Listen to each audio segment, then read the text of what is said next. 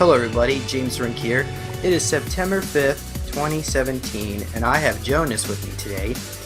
And Jonas is going to share some of his experiences in the Secret Space program, as well as some of his artwork with various extraterrestrial beings and light beings, interdimensionals. I'm sure he'll explain that. As well as some of his goals in this future with creating an organization that will help organize starseeds. So, Jonas, are you there? I'm right here. Hello. Great, great. So why don't you just share a little bit of background information about you so people understand what you are, because this is super soldier talk after all, and people are going to assume that that you're a super soldier. So why don't you explain, maybe give a little bio about yourself? Alright, so my name is Jonas, and I am an intuitive empath, very empathic. I am very sensitive to energies and all the beings around me. I'm able to see past certain people in different aspects. Like one of my gifts for being a Cardi on the planet was vision and sight, and I'm very able to like portray what I see and the energies around them and the beings that I'm also able to see. When I was younger, I used to be one of those very psychic little kids who could levitate, bend spoons, do telekinesis, telepathy, all of it. I used to do all of it. And by being able to do this at a very young age, I caught the eyes of all the SSP or, all the malevolent and positive ET beings. And they caught a good glimpse of what I'm capable of doing. And ever since a young age, they used to take me back and forth on these places and missions to see what I'm very capable of. And then they eventually took me in. At first, they used to use MK Ultra mind control type stuff on me so that I was able to be groomed into like a childlike assassin, expert infiltrator, and use their psychic abilities to like manipulate and control certain people. But then after that, I surpassed what they were expecting, and they started to push me into military type stuff. And when I joined the military type things that they used to do, I don't know if somebody will know it, but this was one of the logos I kind of remember. It was patched on my arm, and we used to wear like SWAT like uniforms. And when I was in that, I also grew past by that, and now they wanted to groom me to join the SSP and all type of ET type things going on in space. But for them to do that, they had to try to break me and like, do a lot of negative things on me. One of the ways was introduce me to the Cabal, and the Cabal did a lot of fucked up type stuff. I'm sorry for cursing. A lot of messed up type things to like break my mind, but they could not break my will. So what they did, they introduced my consciousness to a lot of AI so that I was not able to control my body, but instead they will put my consciousness in the back of my mind and just use me for doing a lot of things out in space. That is kind of a glimpse into what I've been through. Okay, thank you, Jonas. Now, why don't you start a little bit with your childhood? When did you first realize that you were maybe gifted or different than others? It was Did you ever around feel that way? Did you ever feel like you were different from others? Yeah, I used to be talking now. I used to just sit there when I was younger because I wasn't born in America. I was in the countryside. So I used to sit there and like sometimes I used to look at the night sky and I used to just look around and be able to spot some subtle differences. And I remember I used to speak out in space and like people used to speak back to me and I used to be like, oh, holy shit, holy. I used to be like, oh my God, somebody speaking back to me. And I used to be so excited. And from being able to speak to them, they actually started saying stuff back to me. And one of the things that they were pushing me to do was try to see if I could like move this bottle in your room using your mind or using your hand, or try to see if you could levitate. They were showing me how to like sit in, the meditation pose when you put your arm out and everything. And I started practicing it, and slowly but surely, I remember one day, I waited till nobody was in the house. I sat on the bed, crossed my feet, and like it was like an energy running in the back of my spine, running to my neck, and I was like focusing on it and pressuring and pushing it. And like at first, I had my hand on the bed, but I'm like, you know what? Let me take my hand off. And I kept practicing, kept practicing. At first, it didn't work. Then I did it again a second night, and the third night, I laid there.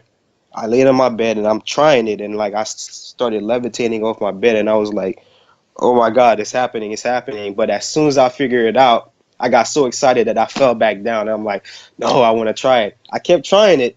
I don't remember how many times I succeeded, but after I got that, that was like a okay for the people talking to me out when I look at the stars. Now the next thing is like, I remember this exactly perfectly. It was another time I was sitting down at a table in my kitchen, and like there's a little table with a fan over here, and at the table there's a table right there, like a little dresser type table.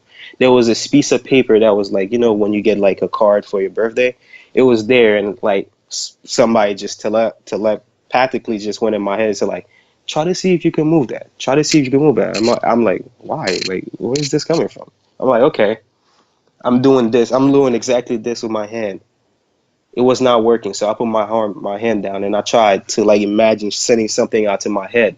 It wasn't working, so I brought back my hand and I used my mind and my hand, and like I did this, and when I did this, the thing just, and then it's like, imagine like a hologram. You hit a hologram, and like it would kind of like do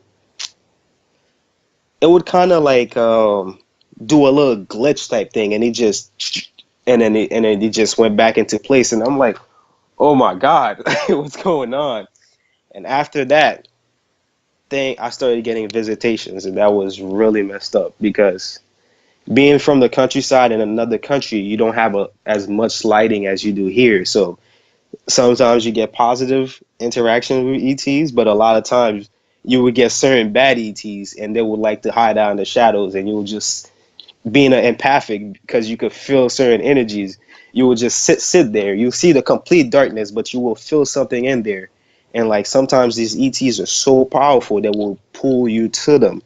So I remember a few times, I don't know how it happened, but everyone that was around me just was occupied doing something. There were lights all around, but there was completely darkness at a certain spot. I remember I felt something in the shadow. It was calling out to me. I didn't want to walk to it, but at that moment I wasn't fearless. So just like a little kid being curious, I listened to them. I walked up, and now I'm standing there right in the shadow. And like, it wasn't like me doing this, looking in the shadow. It's like I look from down here and go up, like following its feet up to its eyes, and I'm here locking eyes with it. And I'm just there staring at it, staring at it. And that, like, at a moment I was locked in a trance. I don't know if it was like 15, 20 or more minutes, but like at a moment I just kind of snap out of it, and I'm standing there. And now, like, my mind just got blown. I'm like, what the heck?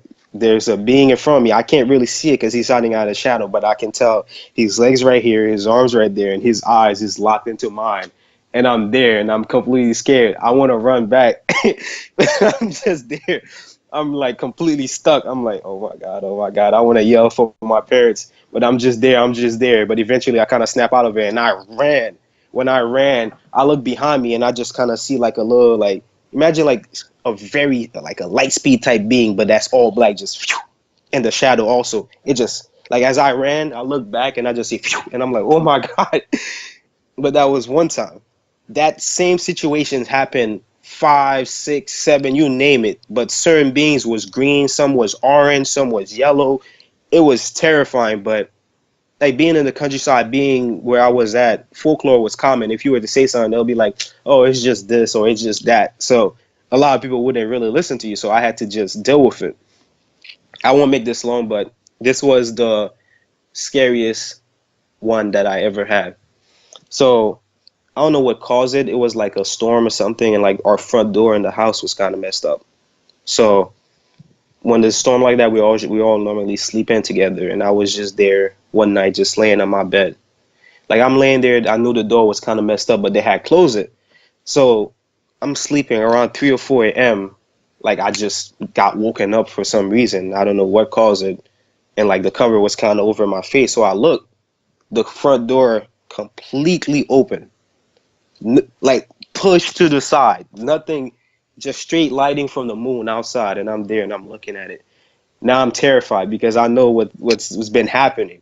Now I'm terrified, and I'm looking. I'm trying to look closely, and I kind of see a faint figure. When I see that faint figure, I quickly threw the cover over my head, and I'm like kind of terrified, and I'm looking around under the cover, but I'm terrified.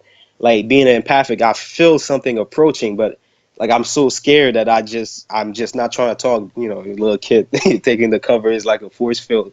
Like, it's not gonna bother me. But I don't know if it did it or if I did it, but something was like, just remove the cover from your head, just remove it. So I took the cover, pull it off, right in front of me, a little 5 foot, maybe a little taller being, all gray, black eyes, just there in front of me, and we're locked into eyes again.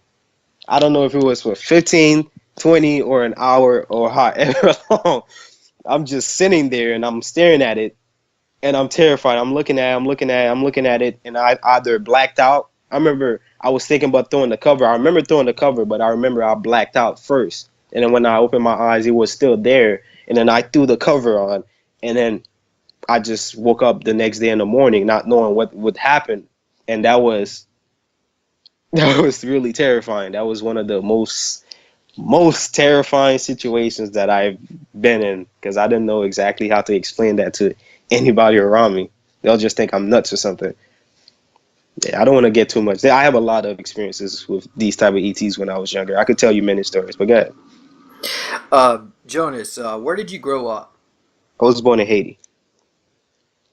And but is that where you grew up as well? Yeah, yeah. I came to Okay. America when I was 9 years old. And were these experiences while you were in Haiti? No, not all of them. Those were just the ones you asked me when I was younger. Those were the ones that was happening when I was younger. It's a Right. lot more. Is that was your family aware of these experiences? They were aware that I was different, because there was when I was in the womb in my mom, certain people was trying to kill me. Certain people was trying to get rid of me. It's like, how, imagine like a bunch of magical people knows that this person is about to bring upon like a very powerful being upon this planet. They'll be very happy, but the malevolent force is gonna be like, we can't let this happen. So let's try to temper it. Let's try to corrupt it.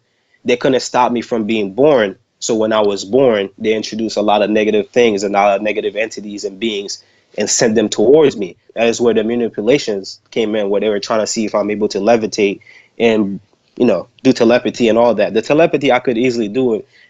Like that's a whole bunch of talking again. I don't want to. I want to savor it up basically. But yeah. Well, are you still telekinetic? Um, not as when I was younger, I could make out the words of what people were saying. I could just sit there. I'm like, why are you thinking about this? I could. Some people that was like deep thinkers. Like, I remember when you was a young kid and you very empathic. Some little kids that was like super smart or very deep thinking type people, right? So I remember I used to sit there and I always used to be around old people. And when I sit around them, I always wonder why I was around old people. So I used to just kind of tap into their mind. I don't know how to do it. You just listen in, like just like how you would try to, like, you hear something going on outside, you're like, let me kind of listen into it. You just do it, like your ears just focus on that sound and block everything else, and you listen to it. But this time it's like using your mind to tap into somebody else's brain waves. That's like the thoughts and what they're really thinking, and then it comes back to you in a sense. It comes back to you in an energetic form. Now it is up to you with your vocabulary to attach certain words in the alphabet to it, and then it will it will translate itself basically. It's like, I don't really know how to explain it. It will basically make sense, and you'll know what words. And like some people you'll probably, some crazy person, you're like, all right, this person is crazy, and you tap into their mind and you find out this is a very deep thinking person, and you're like, I don't understand. Like, I thought you you was crazy. I thought you was just somebody who always like to get drunk, do all this crazy type stuff. But I'm hearing you thinking about, what am I doing with my life? I wanna go to America. I wanna do this. I wanna do that. And I'm just there. I'm like, what the hell? It's a lot of experience. It's really cool. But now the way I'm able to do it, the putting the words together, no, they withheld me from being able to do that. But the energy, what they could never stop me from doing was feel people energy, and using and feeling the energy, I'm able to figure out what they're thinking or what they're saying. Like, I'm able to read a person's body, the layout that they laid on, that they the layout of the AI that was placed inside of me. They removed all the contents of it, but the base type front or whatever base it is still in me, and I'm able to summarize and figure out everything out like a robotic. Like, I have a whole layout blueprint of everything around me, and I could like see everything robotic like, or I could see it organic like, in a sense. but it's the words and turning them into like telepathy and turning the words into words now. But I could feel you and know your energy and know if you're good or not and everything. Okay, Jonas, thank you. Now we're certainly jumping around here, and I wanna go a little bit back to your childhood again. Okay. Um, so first of all, was your family supportive or understanding of your gifts? Did Yeah. they try? Okay, because a lot of children that have these gifts grow up in families that a family member tries to suppress them. So that's good. And but here's another question. Oh, were you gonna comment? Yeah. Okay, go ahead. My my family is filled up. Like they don't realize it. Like for you to know that you have a gift, you have to educate yourself. But because I educate myself and all this type of stuff, I realize my family is filled up with a bunch of psychics type stuff. They could see the future, or they're very empathic and very intuitive. And that I guess like the family I incarnated in and where there was exactly where I needed to be because them themselves are like that. But if I tell them, oh, I wasn't this and that, they wouldn't really believe me because why? They didn't educate themselves on it to see that they're also the same way. So that's how I see it. That's why I don't really stress about it. Okay, good answer. But here's a question that a lot of people deal with, especially those who have a lot of gifts. When they were younger, their gifts were a lot stronger. They could remember past lives, or in your case, levitate or telekinetic abilities. And then when they got older, a lot of those abilities dissipated. Why do you think that's the case? That dissipates because as you start proceeding on towards is it depends on the perspective and the reality that they feed you depending on where you're from. If you're from the Haitian reality, right? They will teach you about a whole lot of inner love and group love. So you will always have that loving. So those inner gifts that you had when you was younger, they don't really leave you because the Haitian culture is filled up with a lot of like folklore, a lot of these stuff where people, as you say, voodoo. Like if we believe in voodoo, we believe that the magic is real, then we're able to believe in all this type of stuff. When you come to America and you see certain people that the way that they had that loving, the way that they had these abilities, like first of all you're eating bad, one, and two, you're giving up on those things that you were able to do and believe in. Why? Because you have cartoons that shows you that you're able to do stuff, right? The cartoons will push you to be like, yeah, believe in it. But then at the end of the cartoon show, they're like, oh yeah, it was just because this person was using this to help them, or this person. They'll make you believe that these gifts are not really gifts. They were just it's just your imagination. It's just like something childish. It'll make you let go of it at a very young age, and that is where the adult type thing comes in. When you're a very young kid, it's like as the generation puts down, they push you to become more of an adult. And for you to accept and to be an adult, you have to give up on a lot of stuff that you were able to do when you was younger. Meaning the imagination when you're playing with these toys. That imagination is something very powerful because that is your manifestation that you're able to do. Like when you play with those toys, you bring that to life. Like those little fighting situations that you used to do, like as you get older you'll watch TV and like you'll see a new TV show, and that exact TV show is in reenactment of what you was manifesting when you used to make those action figures fight, or when you was creating scenes on TV and all that type of stuff. You actually are manifesting it. It's just because you give up on them when you try to be an adult to become what the adults that you see around you find acceptable, socially acceptable. Once you let go of what you think that they feel acceptable, those gifts that you think are gone, you can easily access them back and become like something far, far greater. You'll become like your childlike self, but in an adult form. And because you're in an adult form, you are more mature. Those gifts are like locked into your DNA and everything, and you can never get rid of them. They can't do nothing to you to make you get rid of them, but they could try to suppress it like they do with like the thing that they spray in the air and everything, and the thing that they feed you through the TV and your food. They could suppress it, yes, but they're still in your DNA. Just like if you want to just say, I'm gonna bring this down, you could do it. It's a lot. All right, good answer. Thank you. So let's go on here. Oh, actually, let me ask. Do now? I mean, I was going to ask you, do Haitians believe in aliens? Now, the answer Yeah, would be yes because you're Haitian. Yeah, but do average Haitians? Yeah, is it commonly accepted there? yeah, They we don't see like them. roll their eye. Oh, okay. Yeah, like even on the outside the U.S., like you wouldn't believe how many people sees spacecraft and flying around. The reason why we see it so much is because in those type of countries, they wouldn't be so afraid to, like, take the cloak off and just fly by above the sky. Why? Because these countries are sometimes like, or very poor, or very like, or not as wealthy as the American culture. So we would like, oh, somebody will take a picture and put it in the newspaper and say, hey, we seen this alien, all this type of stuff, and the country will go wild. We send it to America, they're like, oh, that country is poor. They're just trying to make the news up just because they want. You get it? We will is so easily dismiss it when the country was have probably had like six scientists talking crazy about it. They had it on the radio, they had it on TV commercials, you name it, or even on Facebook. Imagine like on Facebook where you see all these videos from other countries where this person is showing you an alien in the sky. When you see it, you're like, they're just using CGI. Now, how did this country, who is so much poorer than you, use CGI to create this huge spaceship in the sky? And now you're proving it wrong because you're a so-called skeptic, or professional in knowing what's true or not. When I went to Haiti in like 2013, my cousin had showed me the news, showed me a couple like pictures when he went on top of the roof. He was like, it was so crazy. He was like, hey, do you believe in extraterrestrials? And then me, being who I am, I look at it, I'm like, you don't know what you just asked me.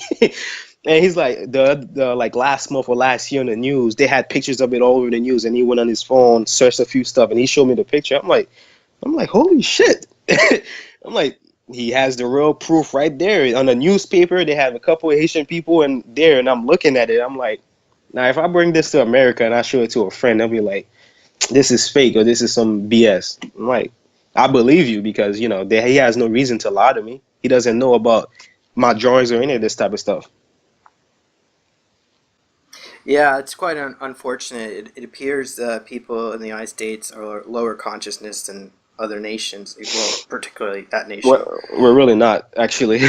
You'll be surprised. It's just the inner love. Like, you see how in Haiti, I told you we have a lot of inner love. Mhm. You bring that inner love back, you will see how smart and how powerful you truly are. All the food, all they try to do to, like, they're specifically giving you all this food, all this negative type of stuff because they want to give you the illusion. And this is one of the most corrupted places where they try to do that to you. Why? They would try to do it to one of the places and make them so corrupt so that they could give you the illusion that you're not that powerful, when in fact you are truly one of the most powerful ones, because you're so diverse and you have all the groups of these people around you and all over this place. That's an illusion that they fed you. Okay. Good answer. All right, so now let's go a little bit more into the secret space program. Now, you've told me privately that you believe you are a member of the Psychic Defense Force or Division, but you don't know which group that's associated with, or maybe that is a group. Maybe it's a I, group within a group. I was told I was told it was the Russians, but I had contact with Nazis, blonde hair Nazis, aliens. I was part of the Atlantis Stargate program. I was part of it for a whole like kind of 20 years. I remember. I don't have the memories, but like it's like this, right? Every single interaction you had there, I can feel every feeling and every like. It's like it's like they had something over my eye. The blank slate, they always had it over my eye. They pushed my consciousness in the back of my head, and they pushed out the AI to control the body to do everything else. My consciousness was still there. It was not able to see what my eyes is seeing, but it felt every feeling. It felt when I was shot. It felt when I was doing all of this. I get flashbacks and glimpses because they're now coming back even more. But every feeling of every interaction, I remember how I felt to go through a portal. I can't really explain to you. Like you stake your arm to it, it's like as you staking it, this hair starts to stand up as you go to it, as you go to it, as you go to it, and when your whole body goes in, the hairs go back down. But you touch it, every hair from like right here stands up. You're like, whoa, that's a weird feeling, and then it kind of crawls on your body. You're like, wow, this is so cool, and then you just walk through it. I could like I don't know, but I can tell you is like I don't know how to visually show it to you. What this is one of the reasons why I wanted to come out. There's certain people that's like me that's able to tap into like other people memories. Like just like how I'm able to speak this to you, I'm speaking it with like the truest form of me, right? Some people are so psychic that they could visually tap into what I'm able to see in the back of my head, and they will see whether I'm lying or not. And when they see the visions and they see the true like type of things, like I'm doing my art, they would see that I'm not lying or any of that type of stuff. The ones that can't see it, and they'll just have to take my word for it. But the ones that can, they're gonna sit there and they'll probably be like, "Wow, this is really crazy." Okay. Well, we certainly could explore. I'd like to explore some more of that, but let's just go back a little bit. Um, Basically to the recruiting process, because I mean, how did you go from you being a child to being part of this uh, psychic defense force? Um, why don't you explain how it began for you, anyway? Exactly how it began, I can't really pinpoint it, but I have a lot of flashbacks, a lot of memories. Like one of my earliest memories. One of my earliest memories is like what I could say I remember is like I had no. I'm gonna choose a better one. We had these drones, right? These drones were able to fly. I got fine. So these drones were able to fly like this, right? And then they're able to fly like this, but they're able to do this, like circle around and do this or do this. They were able to like do something that a plane wouldn't be able to do. And I remember I was in this base, this huge dome place, and the center of it is like um those puzzles, that green grass where you have to find your way to the middle to find something and then work your way out type thing. It's like a maze, like the green maze that they have with big shrubberies going really far up. Okay, imagine that, a big maze like that, but in straight cement, but like there's desert like cement. They had me in a maze and like they had us to try to go in the middle. And the center of this maze was a bunch of like these beings, these jacked up ETs, some short, some very smart, some had high tech weapons, some of this stuff. At first I think we had like guns and we were supposed to like go in the maze and like just hunt them down with other little kids. There was a girl, a white girl, a white dude, black hair, blonde girl, an Asian girl. It was me. I was the black guy. I don't know how many other black kids. And we were walking in the maze. We were looking around. I remember we imagine like being military. Like Bravo team go this way. Like we had to look around the corner, kill this big guy, kill this big guy, and then as we were working our way in the middle, just killing each by each, killing each negative being or each threat. We got to the middle where we all find each individual drones. So now we got on these drones and then we got high up in the air. And now we saw every being that was supposed to be a trap for us. We literally wipe out the whole base, the whole beings, right? So now we went to go park the planes, right? Like we saw, like there was a huge door on the bottom right, a huge door. As we're flying around, we're having fun because we already killed, we was already done. This guy comes in with a suit on.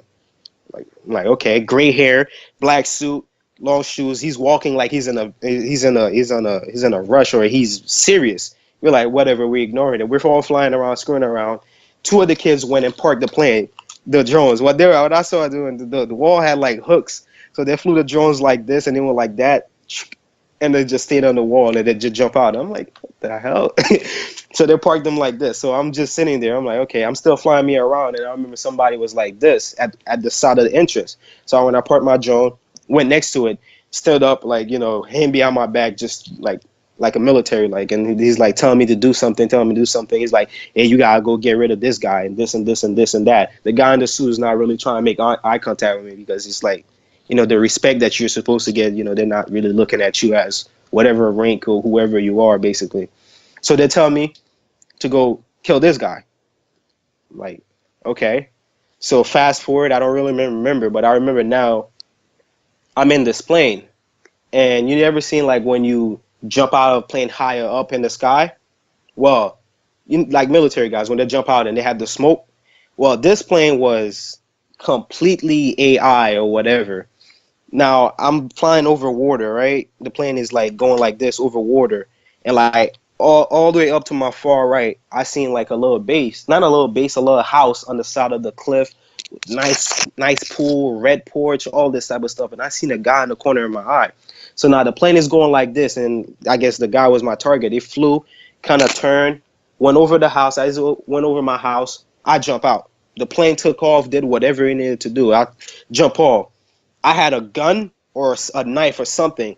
Flew down, speared the guy, killed him or whatever. Got in the car and quickly started driving. No, the guy tried to drive away. I remember, like the guy was falling down like this, my arm. I'm about to kill the guy or whatever. As I'm about to do it, he looked up like that, like he turned his head to the side like that. He see me. He was like, "Holy shit!" He had a robe on, bathrobe. He had a dog and everything. He quickly got in the car, turned it on, tried to drive off. As he's about to pull off, I killed him. Very gory. I just killed him. I got in his car. I'm about to drive off. The dog was running. It was not a German, a Rottweiler, yellow belly, yellow eyebrow, long pointy ear, kind of the chubby ones, just running at me. So I tried to drive off. There was a black fence on the side right here. The house is right here. I crashed into the fence. The car kind of got fucked up. I'm running. I turned to my left. I saw a whole bunch of people was looking at me. I'm like, holy shit, I fucked up on the mission.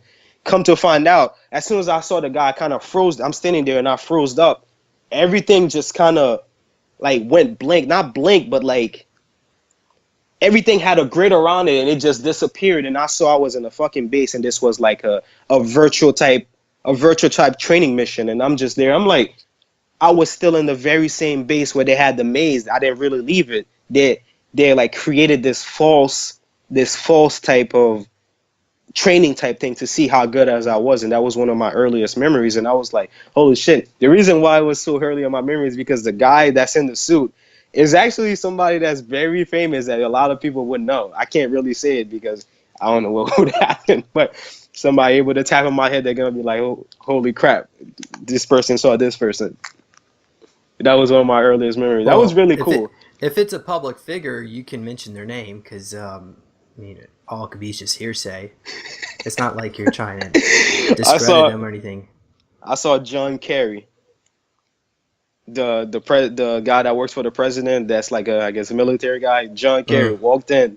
He was like talking to the supervisor or whatever guy, telling him, "Hey, come get him to come over here, whatever." And then they start talking to each other, and then he kind of not looking at me, stay to the side, just ignoring me. And this guy telling me, "Hey, this is your target. You have to get rid of this person or whatever." And I'm like, all right. I'm like, okay, I'll just go do it. That's one of them. But I had several other training missions, but those ones were, some were really real, some were not though. Like, I mean, like some were virtual, like reality. Like they like created the base field and they added the people. Now they want to see how good you are type thing. So they place you in this black octagon. The walls are electrocuted. The walls are all blackout, electrocuted, and there's a little type of force field around it if you're past the electricity or before the electricity. And the bed is in the center is a white bed with a light shining down it, and that is the only lit part. Like the bed is in the center, and there is kind of a circle from the lighting above. When you reach the edge of the octagon, right? Before you reach the electricity, there's a little space before you reach it that's just complete darkness. So I'll get into that later. So there's light, a little bit of darkness, and then the wall electrified for a little shield, whatever.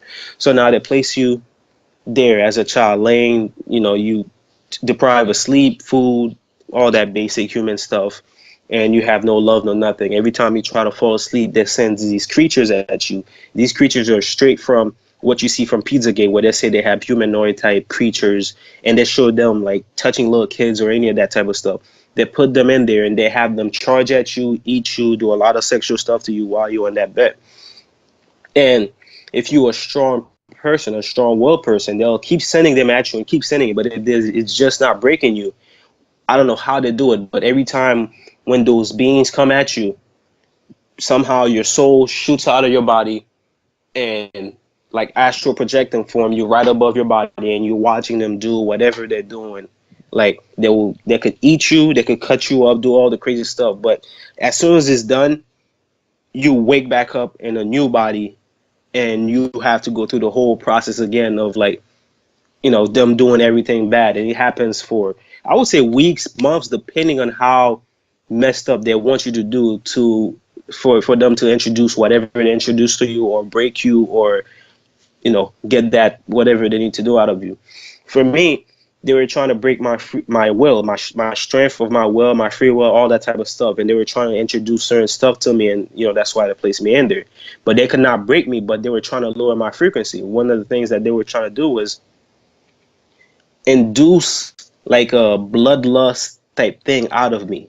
Like at first they were trying to break my will, they couldn't do that. So they kept sending those beings at me, and I started to get really angry. Like I got so angry. I remember one time, like what they did to me, like they helped brought out the psychicness out of me, but then I used it very negatively. So they sent that being at me, and like he was charging at me. I got so mad. I did something with my body, and I shot it, and it's laying on the floor, and it's looking at me, and I got right up close, and like imagine like Wolverine rage mode, and he's just there looking at it.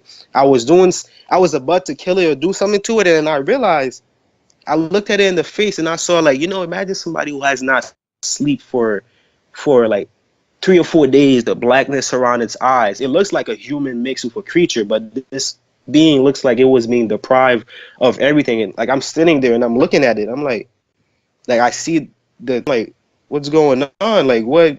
Like you look like you're tired. You look just like I know I'm feeling. And in that midst of that, it killed me. Like they deprived it, and like I look at it, I felt sorry for it, and it killed me. It did something with it still. I think it stabbed me or something, but it killed me. And I woke back up, and the very next time, I'm like, you know what? I'm not gonna feel no remorse, and I started killing every individual one of them with my bare hands or using some psychic power. I remember, imagine the force just killing them or doing this type of crazy stuff. I was doing it, and I became bloodthirsty and bloodlust. Blood, that word. I'm sorry, it's the accent. I was doing that to them, and then eventually they took me out. And when they took me out, I was in the midst of becoming very evil because they introduced certain. Did they introduce certain synthetic? Whatever they needed to accomplish from doing to me, they had accomplished it. But I was very pissed off, and they placed me in like this cafeteria type place. Imagine you're in a cafeteria. I say it's a cafeteria because there's a lot of tables, and I remember there was some kids eating and all this type of stuff, but there was the people to watch over us type stuff, right? There's a table right here. There's a table right there. There's a tables all over, and then there's certain people. I remember I did, and the children, the guards, they had all black on.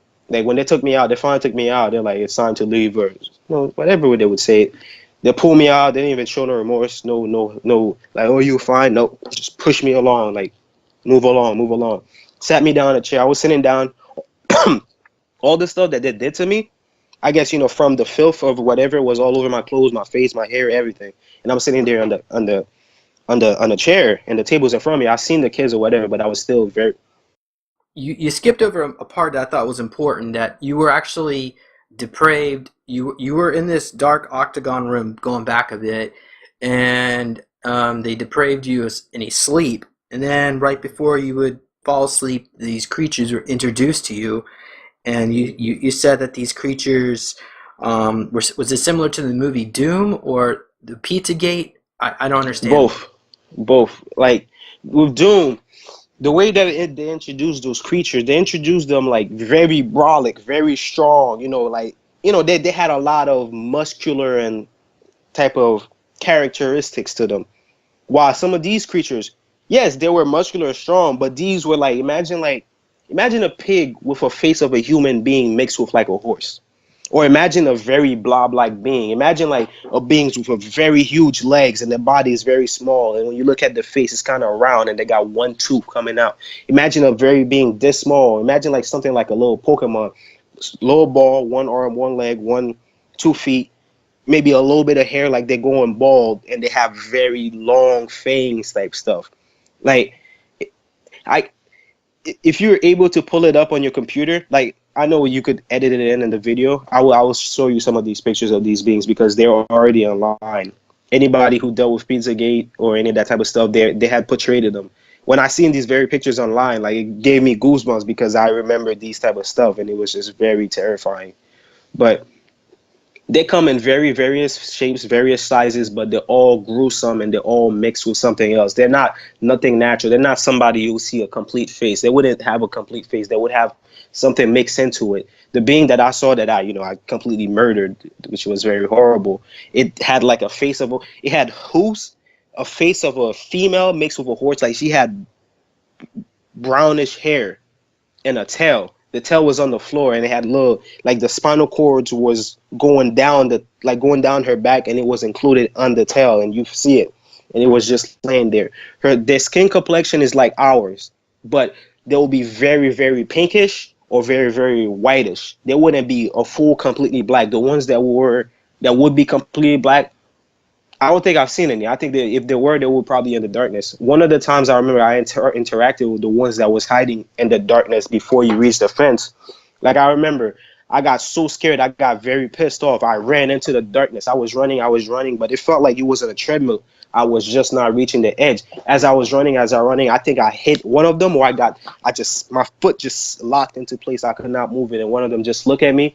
One hit, I saw my body flying. One part here, one part there, kind of just blank off, wake up the next day, and another body for the same thing to go along again. It's like Groundhog's Day, basically. Like a Groundhog's Day, but with the trauma that you're never forgetting and any of that stuff. In Groundhog's Day, he was able to remember everything, but he could not change it. But imagine that, but being stuck in the octagon and just not being able to change anything that was going on, and you have to accept it. You could fight it, but they will try to break your will.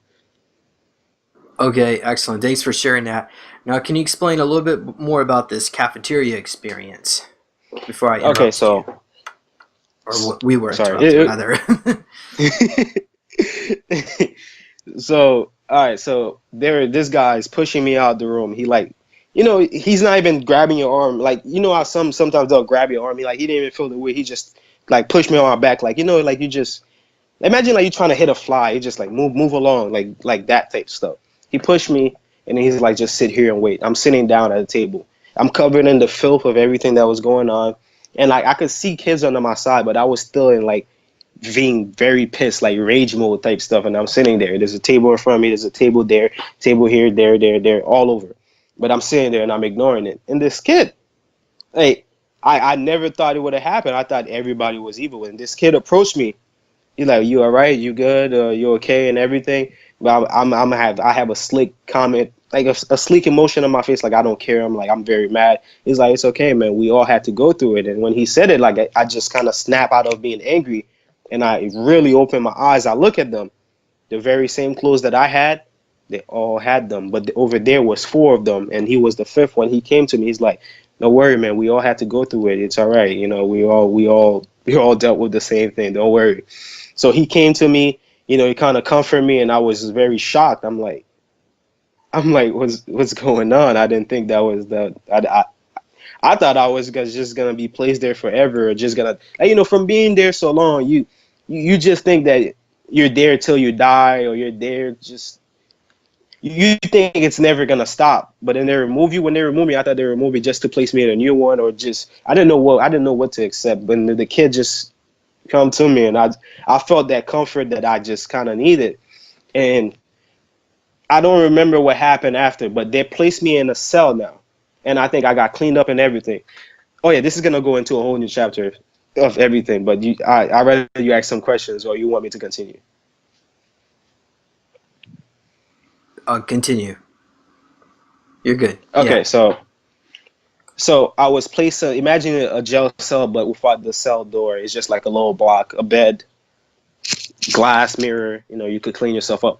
I got cleaned up. I think I cleaned myself up and everything. Got dressed and everything, and like. The memories just kind of falling off. But after the whole situation, after getting cleaned off, after just setting all of that, what happened to the side, they started putting me to training with these exact children I was around. What I didn't know is that these children was very, very psychic, just like me. What they were doing was like, I guess they were depriving me so that my body could accept or, just enhance, bring out that psychic nature of myself that was still held within. And one of the ways that they did it, they brought the bloodlust aspect out of me, where I was able to murder and destroy these beings without even letting them get near me, and just being completely angry, getting lost in the anger, getting lost in yourself. If you get lost in yourself, then something else is taking over you. So if they were to send like a negative entity or another being inside of me, that being could thrive off that negativity that was going on. And by thriving off of that, my energy lowers, and they could implement any type of synthetic implants, energetic implants, anything that they want, they could implement it because something else is taking over me, and my consciousness is just got sent in the back of my head. That was one of the things that they always did to me. So back into the topic. So now I was in training with these kids. I don't remember how I lead to it. That's why I just jumped like that. But I'm in training with these kids, and like they were showing me how they were able to move energy around. You remember, you seen Avatar, the movie? Like not the blue people, the little kid Avatar. When he could move water, you could see the water. He could do fire, like exactly how you see these. He was able to. All these kids had some potential. Some colors that they were moving around was green, yellow. It's like what they put me in was like a Tai Chi type class, and like you had to move the energy through your body and everything. And these kids was helping me because they were there. Some were there before me, some were not. So we were learning from one another. You guys getting real energetic. They were really helping me with the energy, and I mastered it like that, like because I'm a very sensitive, energetic person. So this was another test that they put me to. So now they brought all of us together, closed the door behind us. We cannot escape. There's one flight, second flight, third flight. No stairs to get up top of them. Now, no, they had a stairwell. They had a stairwell, but the stairwell, I guess, is like you could climb up all the 5 stairs, but it's not gonna connect with the floor above it or the other floor. So now, me just being me, I see the little kids walking around. I see one of them like just out of nowhere just flew up. I'm like, holy shit. He just flew up to another floor. I'm like, okay. I'm like, all right. So I turn and I'm about to walk up the steps, and like the one that approached me is like, hey, what are you about to do? What are you about to go do? Why are you about to go take the steps? Just fly with us. You could do it. We're gonna show you. I'm like, really? He's like, yeah, it's very simple. And like, imagine somebody going into your head and giving you a download of being able to do something. Like, remember the Matrix? They're just typing a few buttons on the computer and you know how to do it. Well, this kid just look at me, did something with his head, look at me, send me the information, and I download it. I'm like, oh, okay. Flew up with all of them. As we flew up, we passed the first floor I saw, it was a little darkness, a little bit of technology. The second floor, as we got there, a bunch of people in these army type suits, like you know the Nazi suit, the one that grabs onto your body. It was a couple of them there. There was technology all over the place, and it was like an office type thing for them. And we all just flew there. We all landed in the ground, and some of the kids ran off. And the dude that was about to help me he had right, and I'm about to like follow. I didn't know exactly which person to follow. I'm about to walk off, and one of the Nazi dudes pulled up to me. He's like, "Hey, get over here!" And they spoke to me a little bit, but not just kind of where that memory entry ended. I'm like, but I learned how to just fly up. Like you're like, you don't need to take the steps. Just take off. I'll show you. Send it to my head. Like, wow, I know how to do it. That was very cool. Do you think that was before you were attempting to levitate in your bed? No, that was after. Like wait, what do you mean? This situation? Yeah, this scenario and the timeline. This scenario happened. Yeah, I was a little older when this happened. So when they did the stuff with me with the little kid, I was younger. Like this was when I was in like under 9 years old type stuff, basically when I was levitating. So I started at a very young age. I only came to America when I was 9, so I was able to do these things under 9 years old. Now, how do you know that was a Nazi in the space? I just assume it's a Nazi just because of the suit. Because he had, blonde hair, and then the outfit with the little the logo for Resident Evil, red and white type cross type thing. Like that's like an octagon. Like I think I seen that on them, or something like that on them.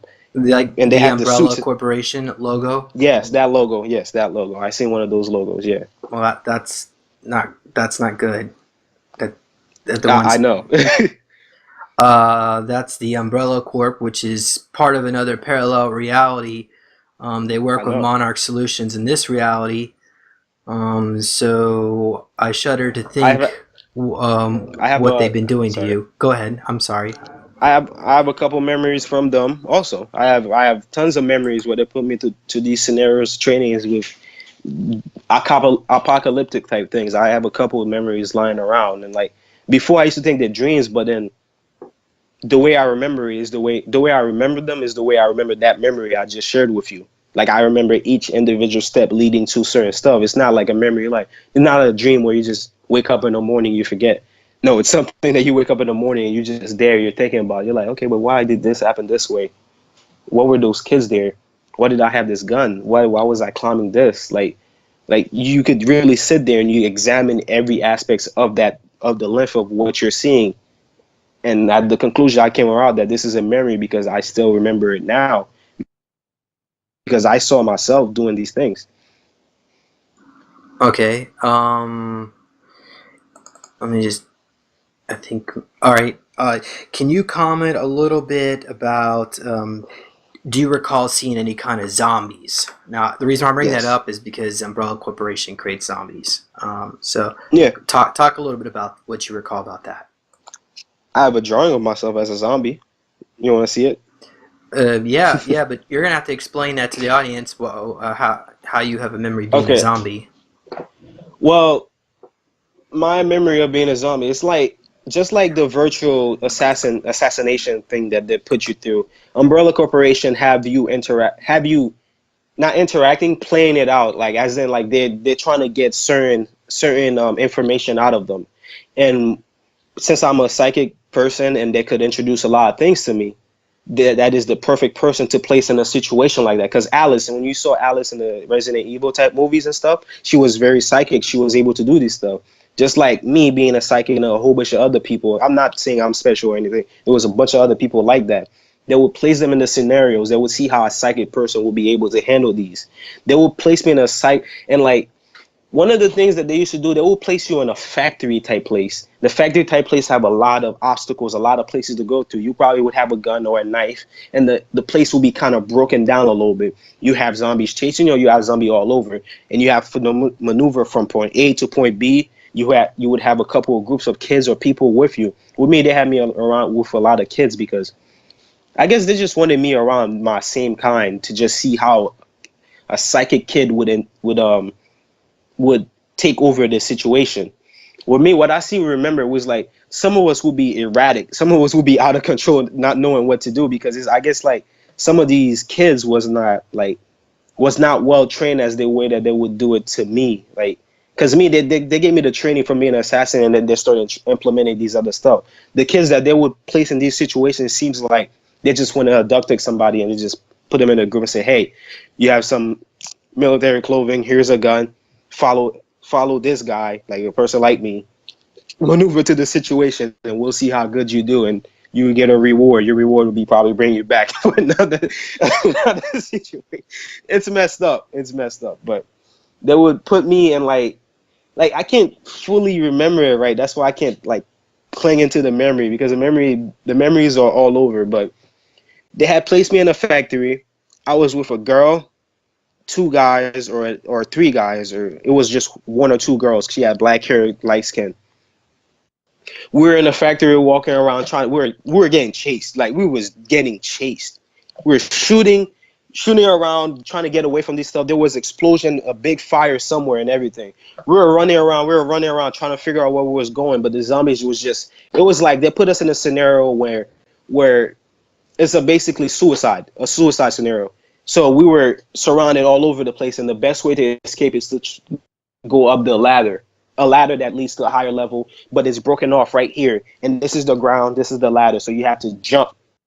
And we're getting chased from all obstacles. So only a few of us can make it up there. So they put you in a scenario to see which one of you is gonna come out up top, or which one of you is gonna do some messed up thing and just push somebody down, let them eat that person and try to make it. For me, it's kind of messed up, but because I had the training, military training, I remember I ran past everyone. Like I was just speeding. I'm like, no, I probably was in the situation before I ran, grabbed the ladder. As I grabbed the ladder, I looked next to me. I saw the girl. They already had her and they was feeding on there. And I just kind of froze. I'm like, whoa. Like, it's like I was in the moment. My consciousness was in the moment. But when I seen the girl just really getting chopped up and everything, from the back of my head, my consciousness just flew over. Like, it's like you have a glasses, right? You threw the glasses up. The glasses is right here. It's seeing everything you're seeing, and it's not a person, but you're seeing everything you're seeing, but it just fall down in your face, and you just see from a different perspective. I don't care what happens with everyone. So it just kind of fell on me, and I just quickly grabbed the steps, start climbing, and not caring what happens to everyone else. And I look next to me, I see the girl is getting eat up, and I just kind of snap. I'm like, whoa, I'm in a military training, and by me knowing that, that memory got recalled and it stayed in the back of my head. It wasn't something that subsided, because since my consciousness took back over, I have that memory to myself now. I can't ever forget it. That was one of the situations that placed me in. There was a, I don't know. There's a couple of situations I don't want to go off, but that's uncertain. Can you grab the image? Is it nearby of the What do you mean zombies? the image? Of the zombies? The You said you had an image, a drawing. Oh, the drawing. But this is just like a kind of a cool image, but how I look though. Just look. I'll find it. One second.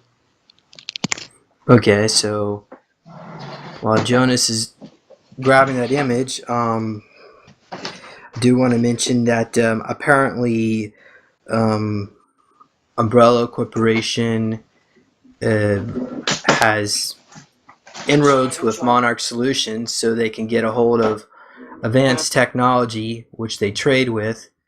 And I guess the question is Jonas actually performing these missions here in this reality?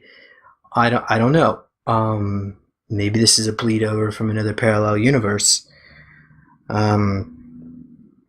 But certainly a lot of people have been taking these scenarios, and it could be virtual reality simulation, or they could be put into clone bodies. There's certainly many different explanations for this. Go ahead. I had 3 drawings. I'm gonna show you the first one. The first one I had colored it in. This was when they actually, like, my body was literally, it was melting basically because of like the stuff introduced. I had colored it in very nicely. Where's the camera switch? Is it on the camera? It was. So I had colored it and make it look really cool. But imagine this without the. Imagine this. This is skin color, and this is like blood red type stuff. And the teeth is different and everything. But this one don't really show it. It's more like for show. But this is how I look. My nose was cut off, brain was showing and everything. I drew the mouth just out of coolness. But this is how I saw myself. And this was a female that was implanted with AI, like in a situation also. She was real like mangled up type stuff. Like they didn't want her to look any human like at all. They just like they really messed her up. Like as you see, she has like many things in her. Like her teeth is showing, nose is really different. She has transparent skin. You could say that, yeah. They have these little pores, these little bubbles of like blisters type thing coming out of her and everything. So, wow. Yeah, and this is the closest one to me. So that experience that you were describing, you were running away from these zombies. That's what you look like? This one is what I look like. No, when I was running away from the zombies, at first I was human, but when I was climbing the step, because my consciousness took over, right? Because it took over, like, you know, the military training, like the mode that I was in, just kind of just imagine you had the program going, and then a glitch happened and you freeze. Because I froze, I was just holding the steps and I'm froze, and I'm trying to get a grasp of what's going on. I screwed up basically. The girl got taken, everybody got taken, and they were behind me, and I froze on the stairs. They just grabbed me, threw me down on the ground, and started chewing me or eating, doing all this type of stuff. And then I turned into whatever I turned into, and I remember, you know, you just kind of just seeing a different, like, you know, imagine just seeing red or something like that. You just feel yourself just stumbling, just kind of like a zombie. And there was a couple other kids around. So it was another black guy. I think I was seeing myself or something.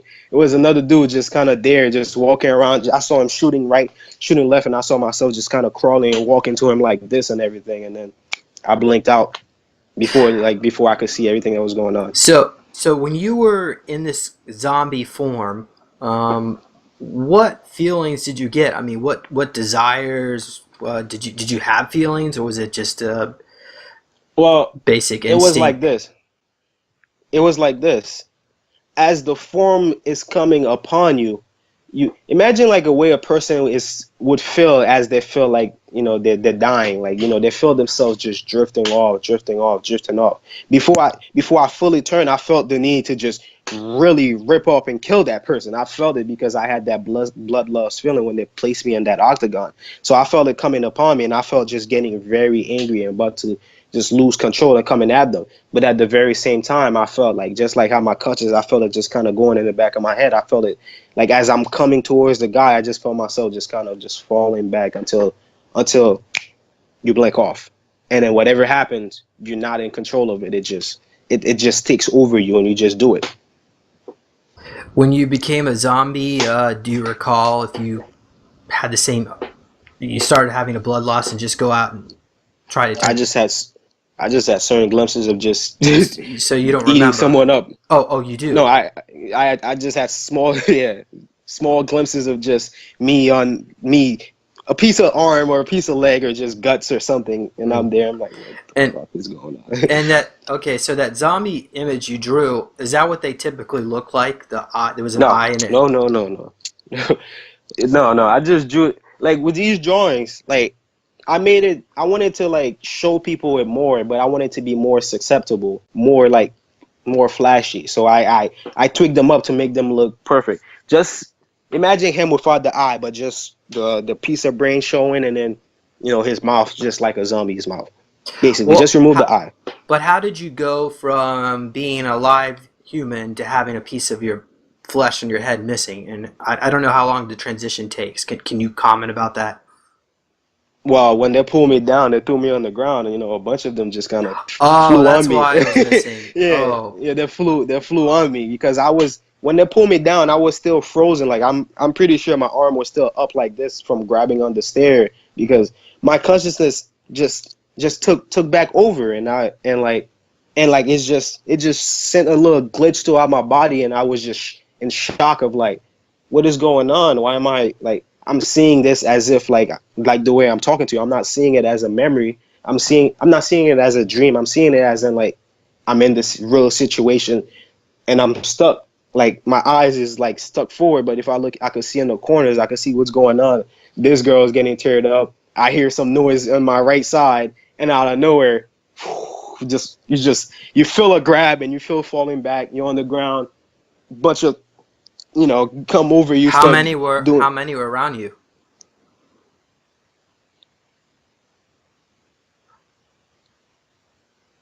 over 50. 50? Because over 50 because it was like we were a four-man group. She was there. I was on the floor like this getting chewed up. The black guy was there. The fourth guy was running around somewhere or something, and the black guy was just shooting here, shooting there, trying to figure out which one to shoot at, and they just keep coming at him. Imagine you just circle like, which one do I kill? Which one do I kill? And I'm there on my back. I'm getting messed up, but I'm seeing her there. She's just gone. There's no saving her because they were all already like, imagine a snake just wrap around you. They were wrapped around, and she had no way of just pushing them off. With him, he was going nuts. Like it's not just headshot, headshot. It was like, like it was like one of those type of scenarios. He just could not know which one to attack, and he probably did get taken over too. Though with me, I was done too. That's pretty wild. So, what about the guy in the uniform, the Nazi character of the Umbrella Corporation? Was he anywhere to be seen in this scenario? Well, no, no. When we were placed in the scenario, it was just us inside this factory. The people that was watching us probably had a couple cameras just lying around, or they were just overwatching it with.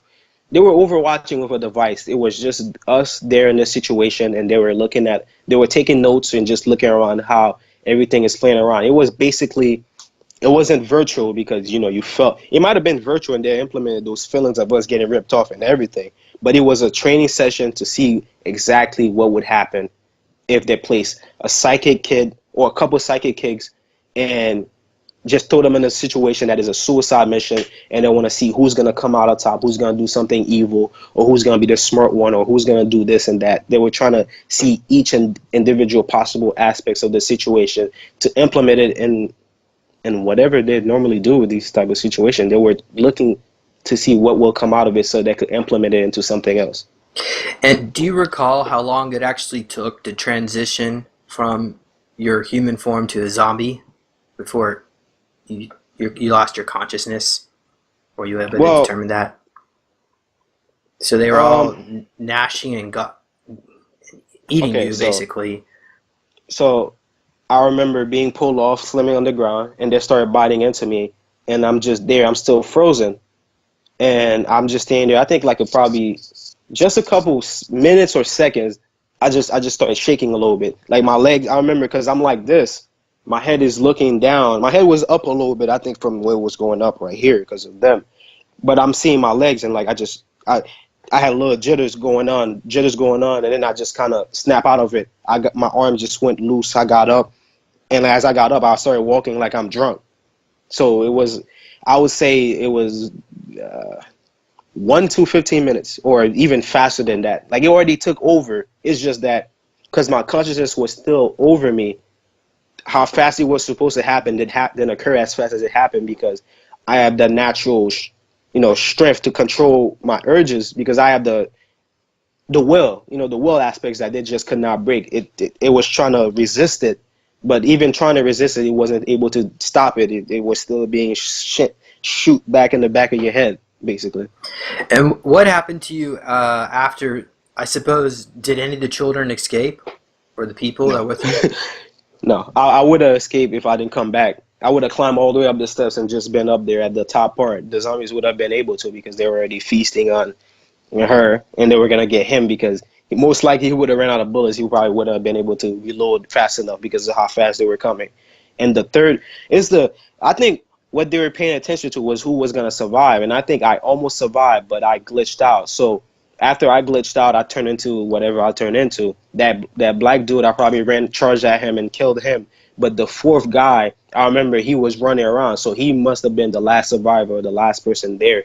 Wherever he went, they probably, he probably got awarded or whatever else. But they most likely might have killed him or something because I was truly the winner. I just fucked up. It was the person who could get up top. I got up top, but I just took over myself. And what happened after you turned into a zombie? Did they turn the lights back on and I say, blinked. show's over? No. After my consciousness got sent back, it was just like I was seeing red, and I just felt myself drifting off. As soon as it was about to charge and run at him, I blinked out. I don't remember nothing else. Do you Blanking recall? out. Go ahead. Blanking out as in like you just see complete black or complete white. When I see complete black and complete white, like I can still feel a couple. It's like you have the last seconds of feeling what's going on. Like I could feel that I was running, and like I feel like I took 1, 2, 3, and then that was it type thing. So I was running towards them. That's what I remember happened. Now, I guess my next question would be, why do you think Umbrella Corporation is doing this with you? What was the main goal of that program? Do you recall? To get results, because this is something that they're trying to implement. Like those test results are somehow being implemented, most likely in their reality or wherever they came from.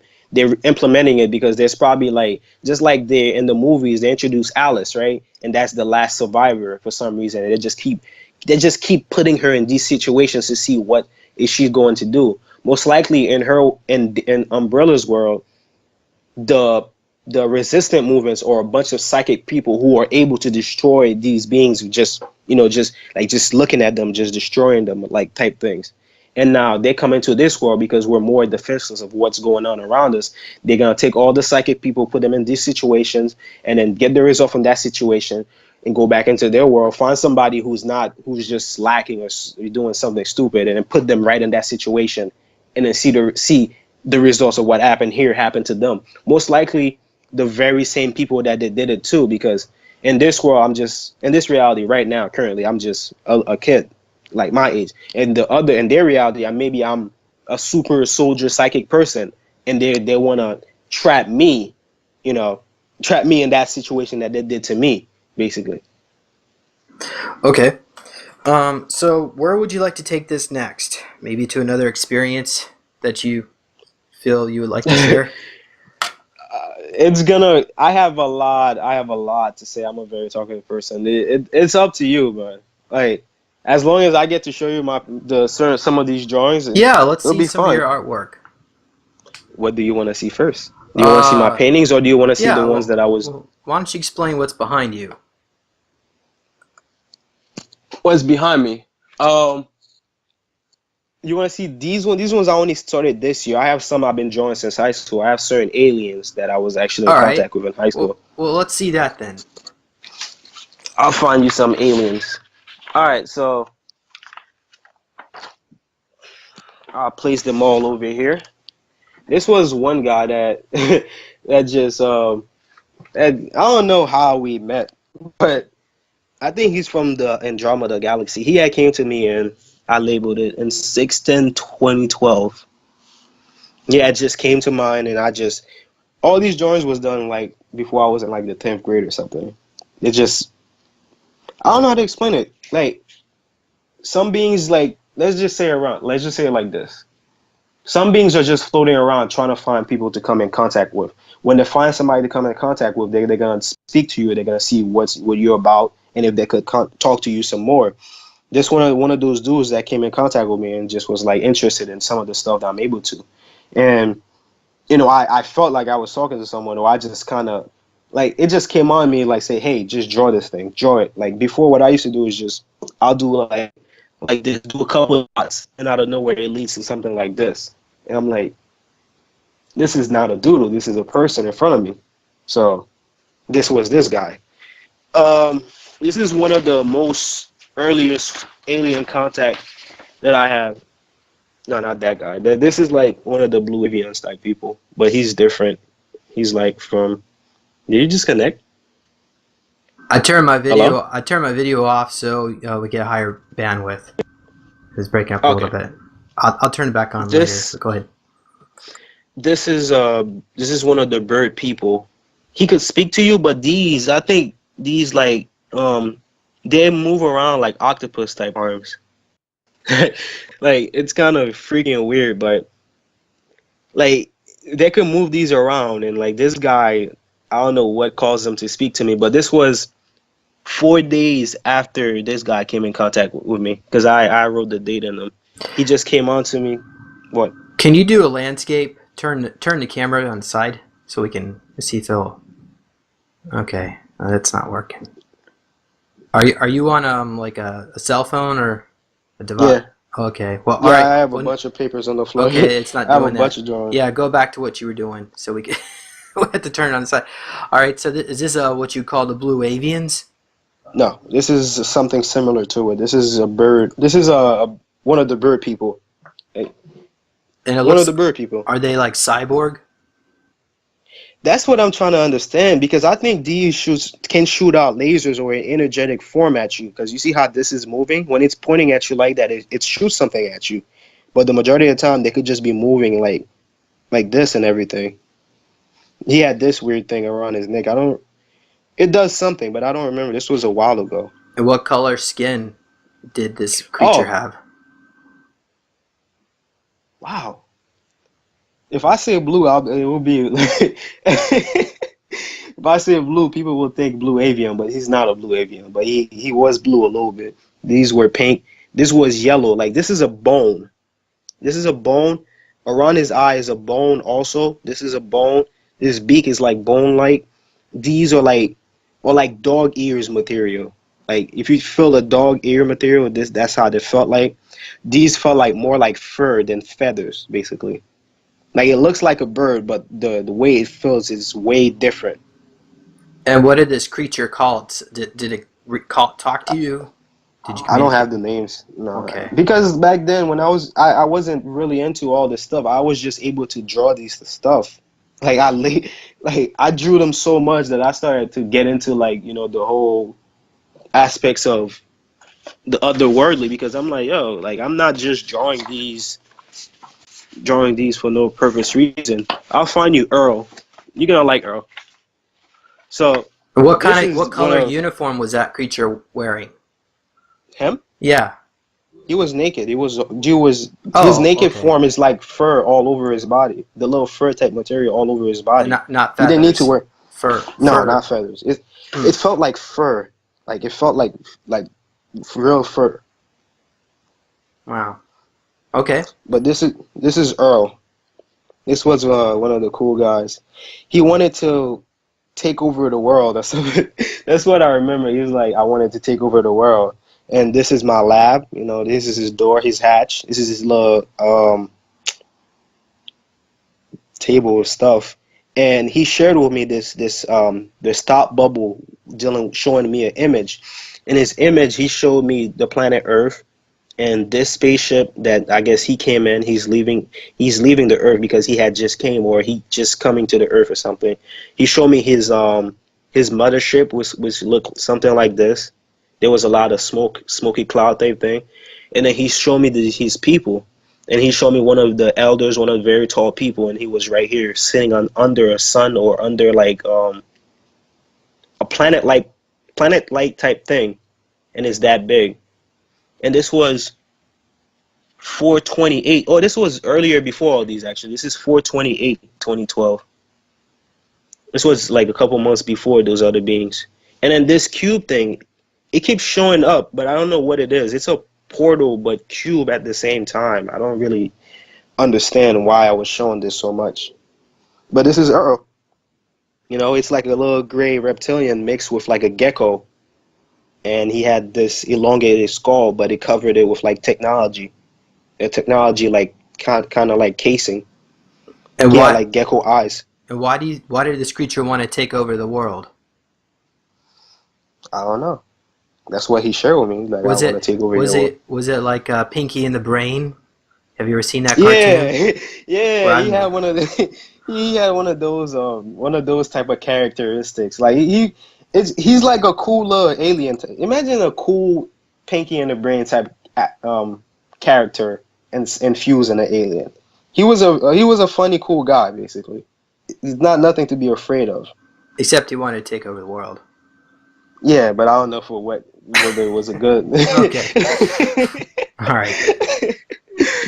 Oh, let me find something else. Give me a second. This was, um, I don't know who this was, Looks but like a Draco. it could be. He got wings, but he has like a dog snout, dog nose, and everything. Maybe it was, I just, you know what? You might be right, actually. You might be right. You know what? I never thought about it that way.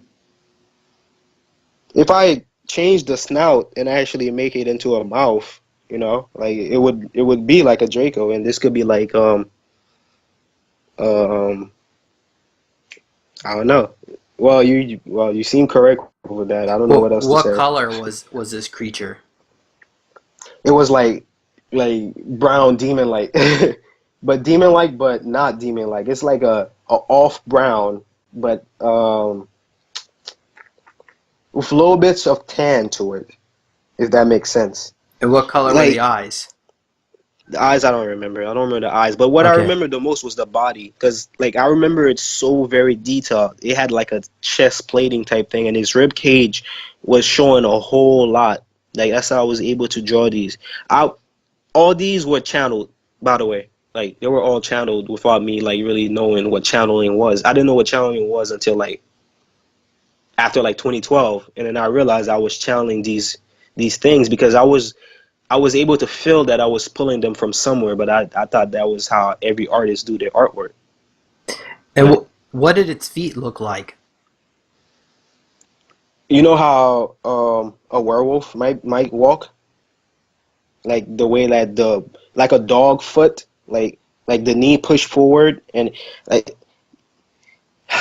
like a dog foot, like one of those type things, and then its arms just The hunched down. would it be the hind leg, the rear Yeah, the legs? way, yeah, the way that it looks, yeah, like one of those weird like yeah, its knees pushed forward while the hind legs like holds him up type Hmm. thing. And did he have hooves or did he have feet? Nah, yeah, it's feet that has claws on them. Okay. And Did he wear a I'll try to. belt? Nah, these beings were all naked when I seen them. They didn't show me this. This one, I think this was um cybertronic, like this was like a mixture of a lot of these things. But you can say it is a reptilian humanoid. Wow, that looks like something Umbrella Corporation would dream up. Yeah, and this logo just kept coming up. That's why I drew them so much. This logo, I thought it was like I just kept seeing this over and over and over again. So I started like, Can you zoom in a little bit? Let's see that a little bit better. Is that the Umbrella Corporation logo that you think you saw? I don't know. Or is this, I don't know, but was this different on that Nazi character? The logo, is that different than the one you yeah, that mentioned is way earlier? different. Okay. Way different. But this, I Hmm. don't know what logo it is. I don't know where it's from. And what But it, oh, go ahead. as you see, it has another eye on top of the head with a horn, and then he has sharp, pointy teeth. His eyes like that, a kind of weird looking nose. His mouth pushed forward like a way an animal would. And does this creature breathe fire? Is that what's No, coming? What is no. that in its Its left arm. That left? is his arm. Like this arm was used as like a shield. Like it will charge at you, and if you're shooting at it, it'll block everything off with this arm. Like the bullets would bounce off or just Hmm. do like bing, bing, bing, bing, like type stuff. Do you think this creature was generated in a laboratory, or do you think? Yes, Yeah, yes. it appears Like so. because it wasn't even able to stay in the shell. Like you see these were like it's like skin just breaking out of its body. Like this arm, I remember it was perfectly fine, and then you see how this little part here, like this got pushed out and it started stretching out, and like these bones started pushing out and it was stretching out. This arm was growing and the tentacles and spines was pushing out. His knee, his leg, like it was just like smooth as this, and then this popped out and it started doing that, and then its neck it started happening, and then this eye started coming out also. Now, Like it was just good. well, was this the type of beings that you killed when you were in that octagon dark room? No, no. This is very tall. This is like 12 or very tall. Those beings I saw was I would say they were like six. Some were six or some were like 5 foot tall. Like Hmm. they didn't really go past that.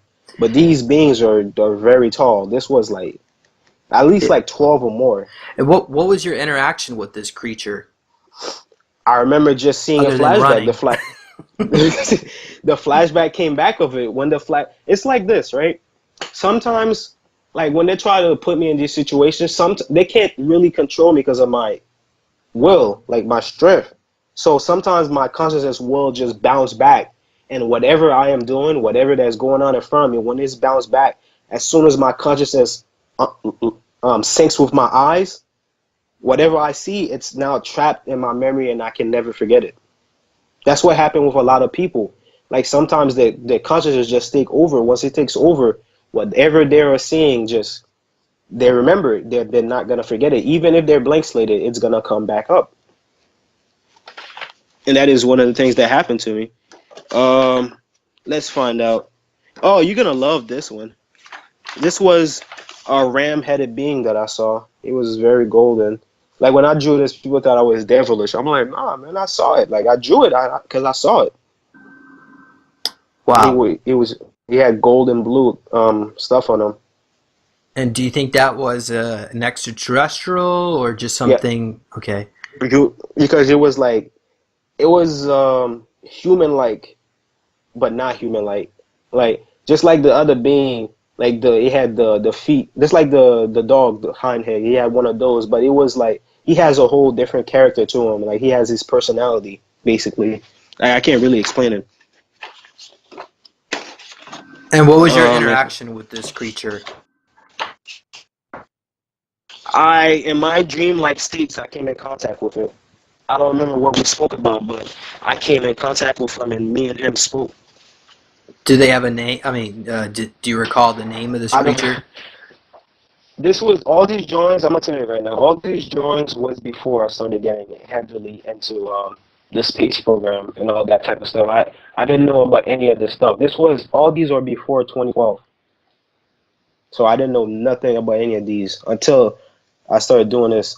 This is your Draco reptilian. I couldn't remember everything about it, but this was a memory that I was trying to surface, but it never did.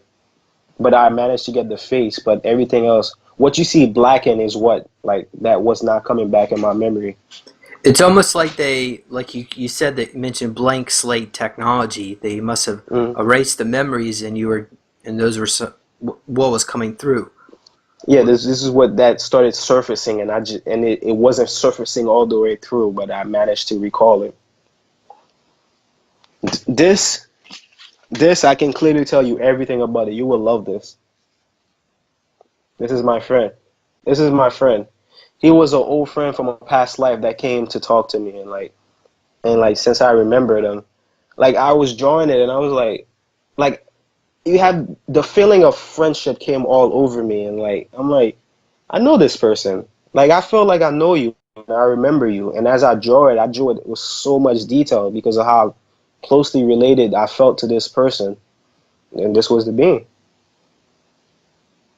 He's a general in some he's a general in a somewhere in an army or something like that.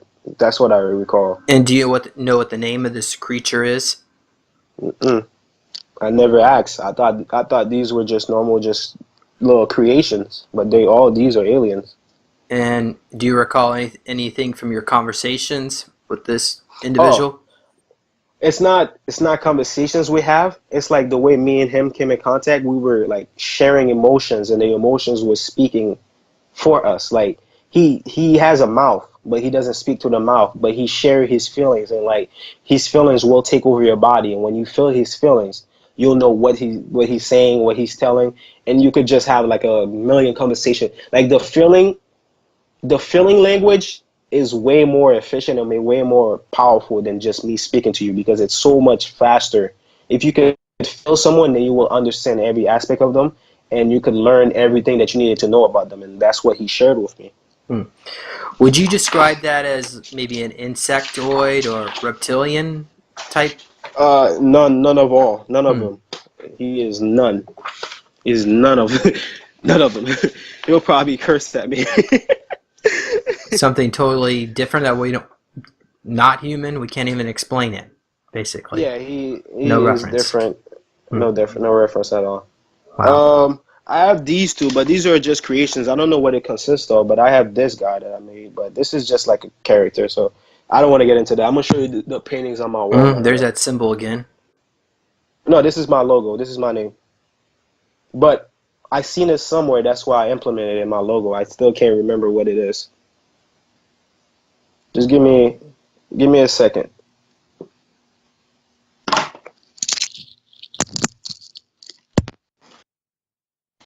Put all these away, and then I'm gonna show you the paintings on the wall.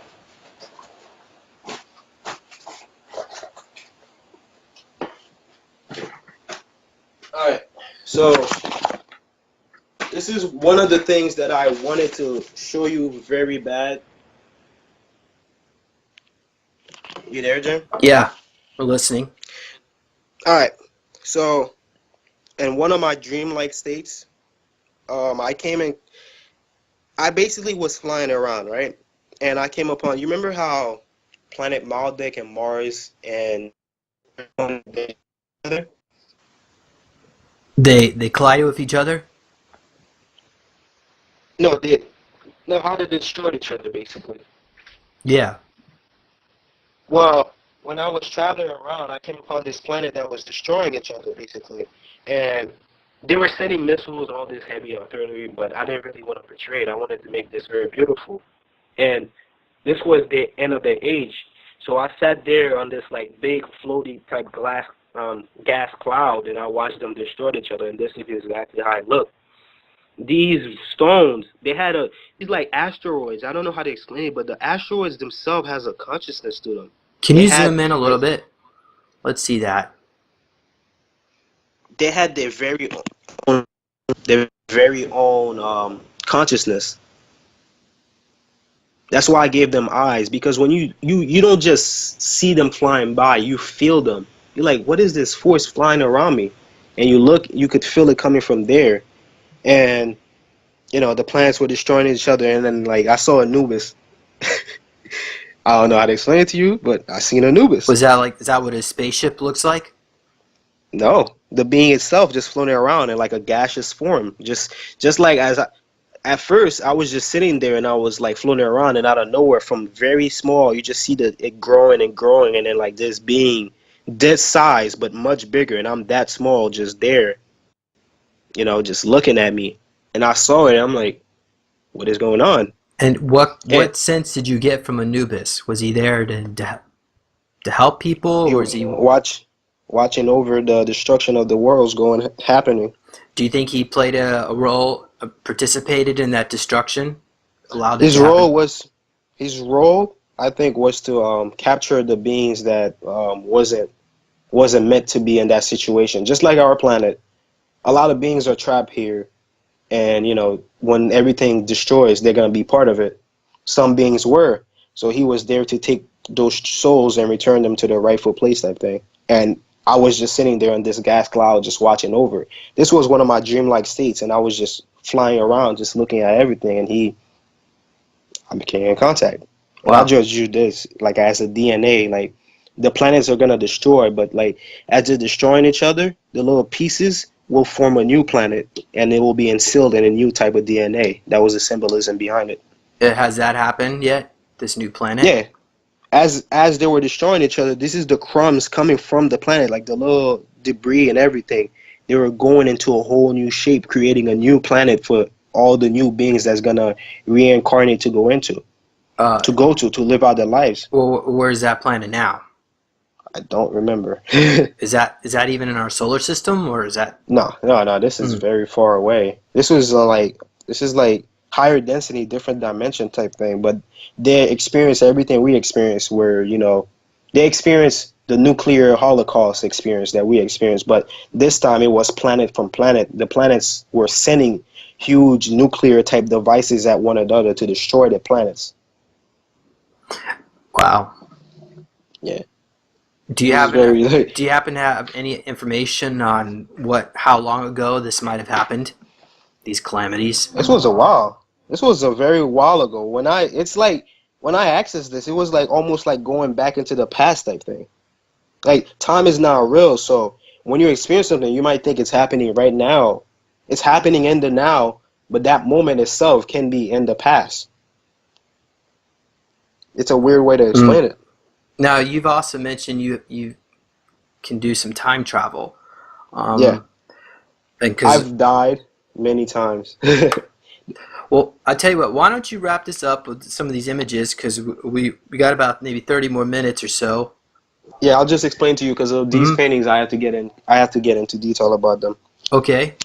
Give me a second. Like I was meant to talk to you about them because of the beings. So give me a second. I'm gonna put everything away and I'm gonna show you all the paintings. Okay. Take your pick and I will explain it to you. How about that Yep. one in the middle on the top, the one with Arcturus. the green Okay. creatures, and we got blue avian there. Okay. So this is what happened with this. A very long time ago, I had came into the Arcturian Galactic Council when I was traveling, right? Hmm. And when I came around, they were so happy that a human, like somebody like me, was able to make it this far because there was a lot of traps placing them. So after our interaction, they spoke and said a few stuff to me, and then recently they came back and and they welcomed me. This was the example. This was like what they welcomed me and they wanted me to share something with the world. This is me, because the lion represent myself. They said trying to introduce, they're trying to tell you like what is to come, meaning like they all will reveal themselves, even the spheres. That's why spheres is all over. What you see in the back is like a whole bunch of stars, but those stars themselves are also spheres. The bigger spheres are the one that are going to reveal themselves, while the Arcturian Galactic Council is also going to reveal themselves, and the blue avians No, they're gonna reveal themselves, but they're gonna stay more in the background. While the Golden Triangle is also gonna stay in the background, but the Arcturians is gonna take like they're gonna be right in the open. Like they're gonna be because they're a council. They're here to like counsel things that is going on. I think there might be in the council one of the few people that's like talking. What's it called when they're judging like the negative things that's going on in the planet and the beings that committed crimes against humanity? They might be part of that council. Like a Yeah, tribulation yeah, they might day. be part of that. Yeah, yeah. You're right. You're on path. Yeah, they might be part of that tribunal to like for the greater ones that was doing messed up stuff in outer space also. And they wanted me to share this.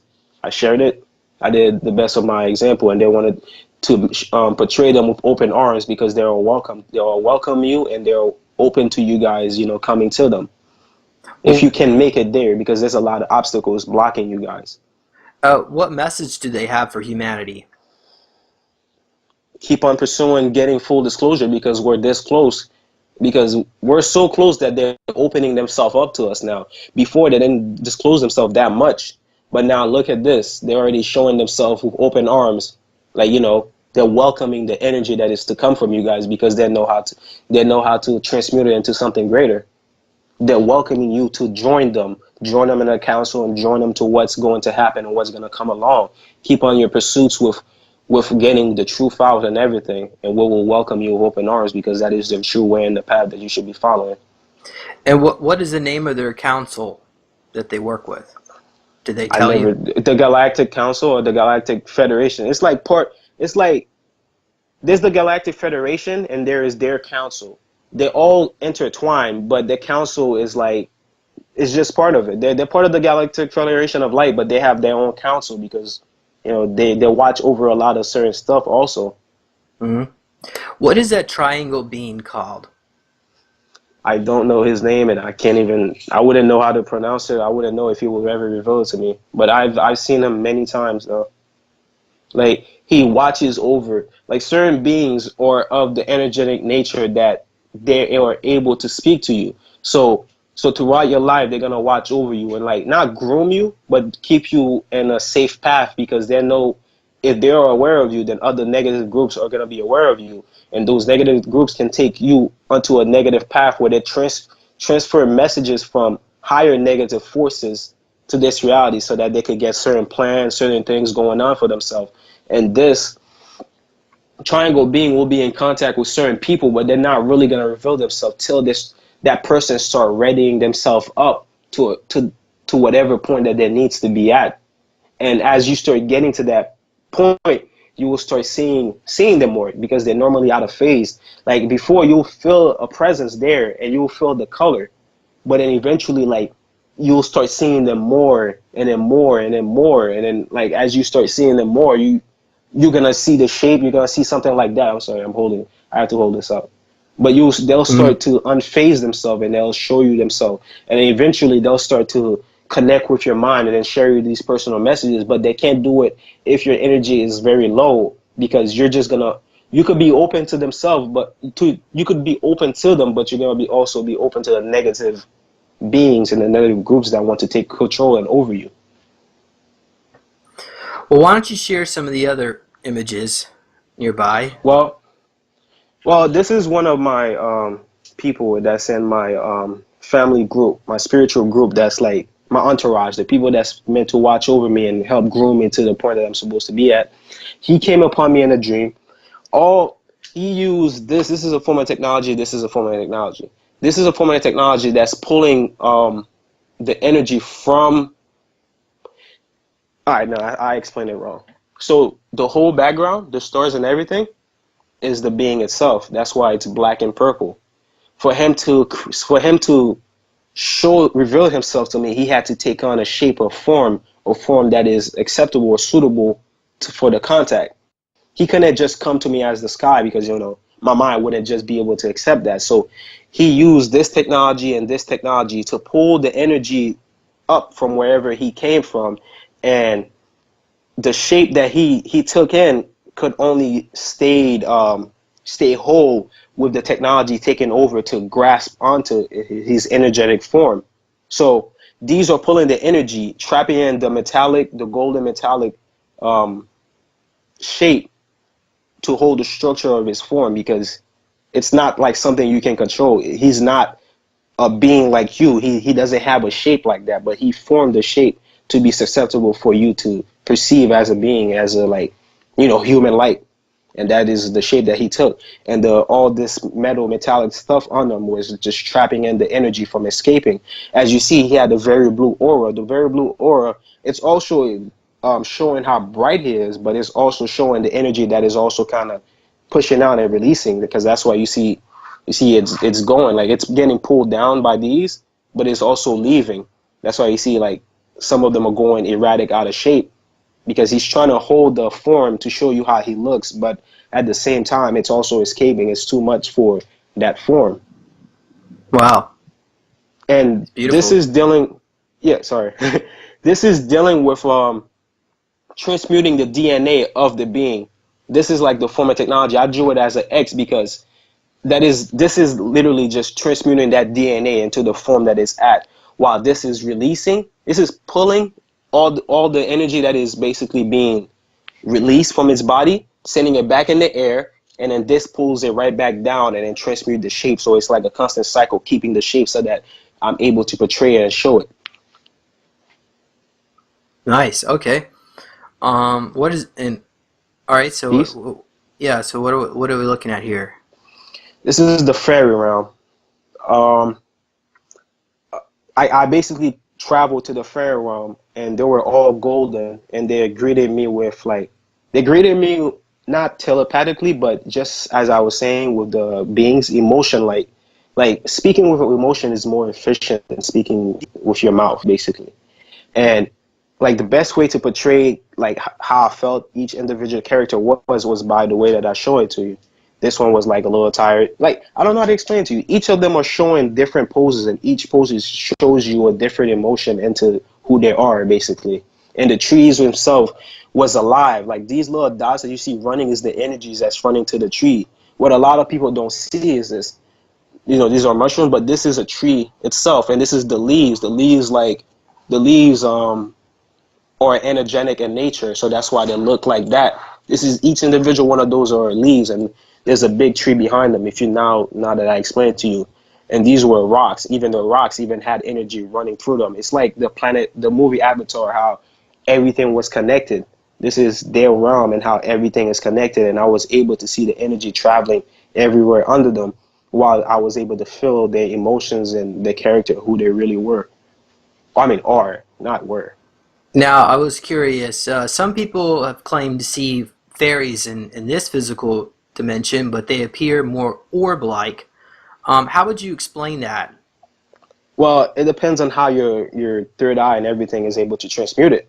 Like, some fairies will manifest in the form of like a little fly or a little bee, and you'll see a little fly or a little bee, and you'll just brush it off. But it's gonna keep coming back, and it's gonna keep coming back, and it's gonna keep coming back, and you won't know what it is. And then 2 days later, you have a dream, and you saw yourself interacting with a fairy.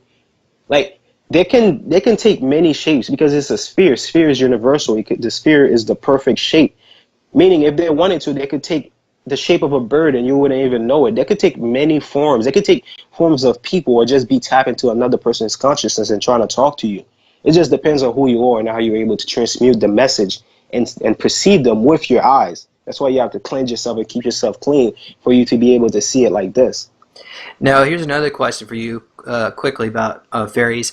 Why is it that in areas where there's a lot of urban development or a lot of or destruction of habitat, nature is being destroyed, why is it fairies seem to be repulsed from that? They only Because like because it's not a very grounded place. You see how this thing is very energetic nature. Everything is so connected.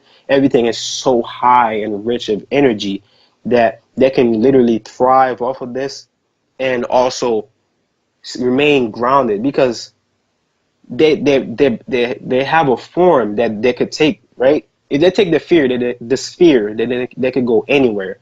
But if they take a form of a human like character like this with wings, then the environment can also beat up on them and hit them constantly hard. Even if they are very powerful, the environment will destroy them. Think about cell towers and everything. It's hitting their body and constantly hitting it. so that form and that shape will not remain as it is. So they'll have to go back into a sphere or a little fly or a bug, like, type thing. Interesting. Okay, thanks for sharing that. What else do you have? I have her. Um, just like him, she is his not partner, but like they're a reflection of one another. She is him in a female form, and just like him, he has to keep his shape to remain grounded.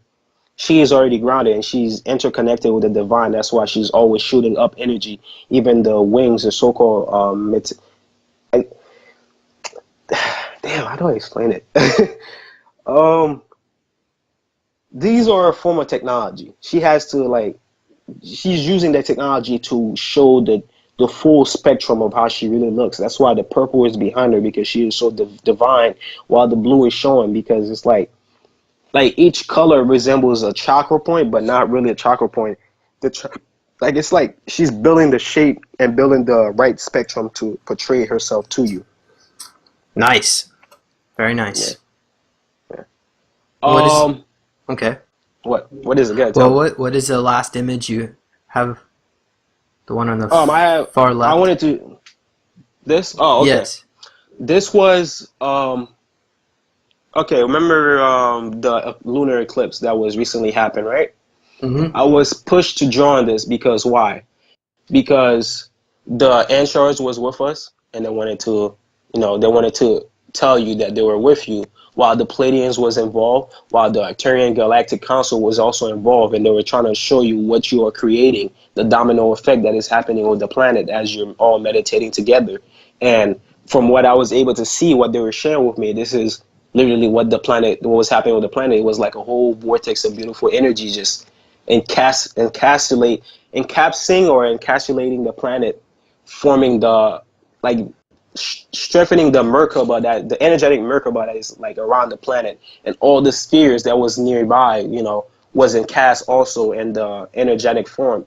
You might not see it, but these are like clouds behind the spheres. So like, the sphere, the energy that we're supposed to get hit with, like the cloud of energy, like From because we the meditated like galactic that. plane, No, the you know galactic how central like sun. Oh, what? like we're moving on a part of the space where we're getting hit with these huge gas clouds. The That's photon belt. no, the thing that David Wilcock and everybody I man, think what did that's I what do? they're talking about, if I'm not mistaken. Yeah, okay, well, those gas clouds also, a little bit of it got trapped in our energy vortex that we form around the planet while we were all meditating together, and this is what we actually created. And I was able to see glimpses of it, and watch it happening, and watch it as it was happening, and this is what I saw, and I felt who was with us as they were doing it, and I portrayed it. It's nice. Okay, so what's going to happen for humanity now? Now that this energy has been encapsulated around planet Earth. Well, it's encapsulating, but you have to keep it stable. You have to keep pushing that domino to keep on falling. But that domino that we dropped, it basically did a whole lot. But if we keep pursuing further, you see how it's just a little bit outside. The Earth is just gonna keep increasing, and it's gonna head so far out that it's not only affecting the planet, it's gonna affect all the planets around the solar system.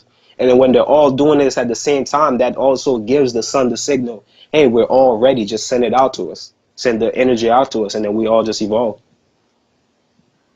Okay. Well, what would you like to show us next? Just three more pictures and that's it. Him. This is a feline cat-like race.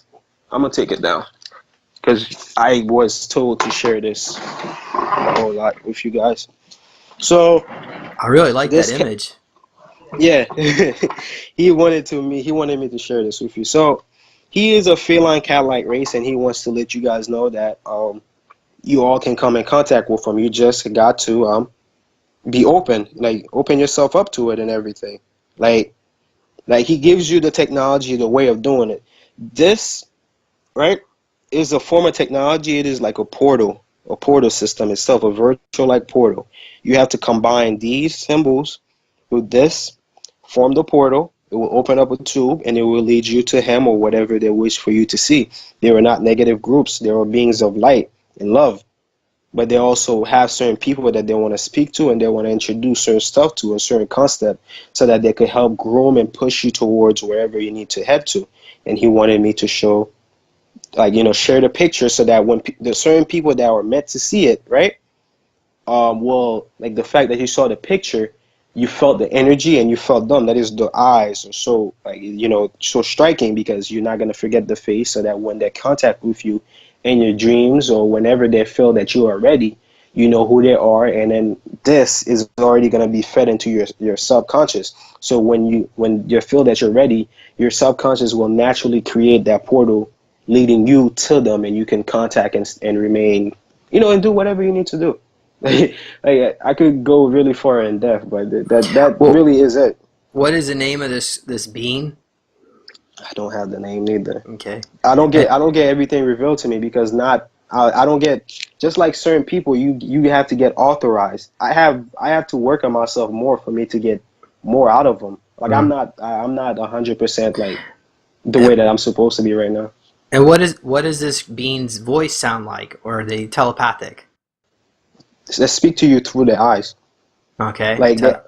Telepathic. Imagine a cat, right? They look at you, you look at them, and you can kind of get a glimpse of their character and everything, right? Just by locking eyes with you. This cat, when he locks eyes with you, it's like this. He basically jumps into your consciousness and he taps into your sense of humor, your sense of character, and everything. And they're gonna speak to you in your head. Like, you'll find them laughing. Like, they'll be in your head and they'll be like showing you random images of stuff that you'll laugh about, or they'll be like, "Hey, look at this," or "Hey, do this," or "Look at this, pay attention to this. Hey, you would love to do this and that." And some of these stuff are stuff that you'll be into, but it's also grooming you and pushing you towards whatever you were meant to also. So that the eyes is like a gateway to tap into their consciousness and into your consciousness, so that you could be in a stronger, more efficient contact with them and remain like you will know what it means. It's like, once you come in contact with them, they know your consciousness, and you'll know theirs, and they'll be like you'll find them at times. You'll find yourself just laughing at times, and then the picture of the face will pop up in your head, and you're gonna be like, "Wait, is this you?" And then you ask it, and they're gonna be like, "Yes, it is me." And you find yourself talking to a cat alien. You're gonna be like, "Okay." Interesting. And I noticed the symbols behind there is very similar to what Brian DeFlores does with his DNA I don't accelerators. Are you familiar I with don't his know. work? I do not know it. No. Okay. All right. So, and he's got a very Egyptian look to him. Yeah. That's yeah. Is there a connection They're there? they're not Egyptian. They don't want to be known as Egyptians, but they like the idea and the concept. These, or a form of technology. This is a form of technology encapsulating light. That's why it's capturing the light and then transferring it in a language. This is a light language, this is a light language, and this is a light language. This is like a seed in between the chest. That seed, you also have it in you, and you have to open up that seed. Like, everybody has seeds in them that they have to open up. They're reflecting whatever this seed looks like to you in your reality and your consciousness. It will reflect to the seed that is inside of you that you have to tap into to open up. So they're showing their seed so that you could see it and then tap into it through, like, they're reflecting your seed back to you so that you could learn and know how to open it up, so you could access whatever gifts or whatever that is included in it for you to basically do. Very nice. Okay. That's one Uh, cool cat. any yeah, any questions? And No, let's move on to the next one. it's just two more. Oh, yeah, three more. Yeah. Okay. So, this is me. This is not alien. This is aliens, but kind of weird. So, a little while back, I got captured, placed on a table, and these beings were studying and testing on me, and they were running this machine back and forth over my body. And what they did was activated my golden body, and I had dropped my you see this white layer around them? When they placed me on the table, I had that white layer all around me. That was that was the energetic form above my golden body. And they kept running this energy thing back and forth over me to the point where I started glowing very brightly, and then that layer fell off, and then I turned all golden like. And when I started turning golden, like I started shining very brightly. They saw it and they all started circulating me. And when they circulated me, you know, like I had jumped out, like I had quickly jumped out of my body, and like the way I viewed everything was exactly like this. I was able to see their energy, and I portrayed it how I saw it, and this is what I saw when they all circled me and how my body looked. These were all the technology behind me, and I saw the kind of infrared like structure that these they were it's type of infrared like way that they look with the energy and everything. And do you know what beings were doing? Put you on that table? Yeah, some of them had elongated skulls. Some were small, gray that looked like children, and some were like men, like army, not army again, but like human beings like this. While this, I think, might be a reptilian, maybe. But it was many shapes, many sizes. They all were different, but they all had the same thing. They had a golden form inside of them that was meant. Oh shoot! A golden form inside of them that was in caps. My phone's gonna die. I'm sorry. They had a golden form inside of them that was meant, that is needed to be released, and they were studying and testing me to bring minds out, and they succeeded. So whatever they did, they're gonna include it in themselves. This was one of those things. I saw the energy was being shot up to this machine, and it was shooting it up and down, like sending energy and like data upwards, and then the data was coming back downwards. I was on a table. I had this when you go for like a X-ray brain X-ray thing, this would kind of go over my head and then pull back, like do up like that and then go back, and then the machine would go over my body, scan it, go down, and then scan it back up, go up, scan it, go down, and go back up. And as it do that back and forth, it just like started awakening that thing in me, and then I turned golden. And there was like TV screen projecting what was going on and stuff. I just did it like that because I couldn't see the language, but I knew there was words and pictures written on there. Right. And briefly, can you explain why they were, what their goal was for this to procedure? enhance and bring out forward my golden body, which they succeeded in doing, so that it Okay. could benefit them and they access their own golden body. And what is golden form? All right, so a lot of times, I don't know, a lot of places, a lot of people say every human, not every human, but a lot of humans have a golden form, like a perfect form that is all golden, an energetic signature in them that is just pure gold. It is sometimes located in the heart, or sometimes you have to do the inner work and access Kundalini and then lead to the golden form. With me, my heart, if somebody were like to transmute their consciousness and travel down my heart, all you will see is just pure golden, because I am a pure person. Like I'm a truthful person who doesn't lie and who practices all these crazy things so that I could access these stuff. And because I am so open with it, my golden form, there's nothing pushing it down or blocking it. So it enhances itself more than, like, it doesn't enhances it. It grows, like, you practice something enough, you get very well at it, because I'm always practicing what I'm preaching. It starts to come out of me, and you can see the golden form that you have, that you can release, basically. Fair enough. Okay. All right. Well, let's go ahead and move on. Okay. Oh yeah, I didn't show you that. We have like Wonder Woman over there on the floor. This is my daughter. All right, so on the galactic slave trade, right? They often take people DNA and then they do certain stuff with them. These two beings, because of what I am doing and what I'll be doing in the future, they bought off my daughter, and they portrayed her to me, and I'm working on portraying exactly how I see her right now.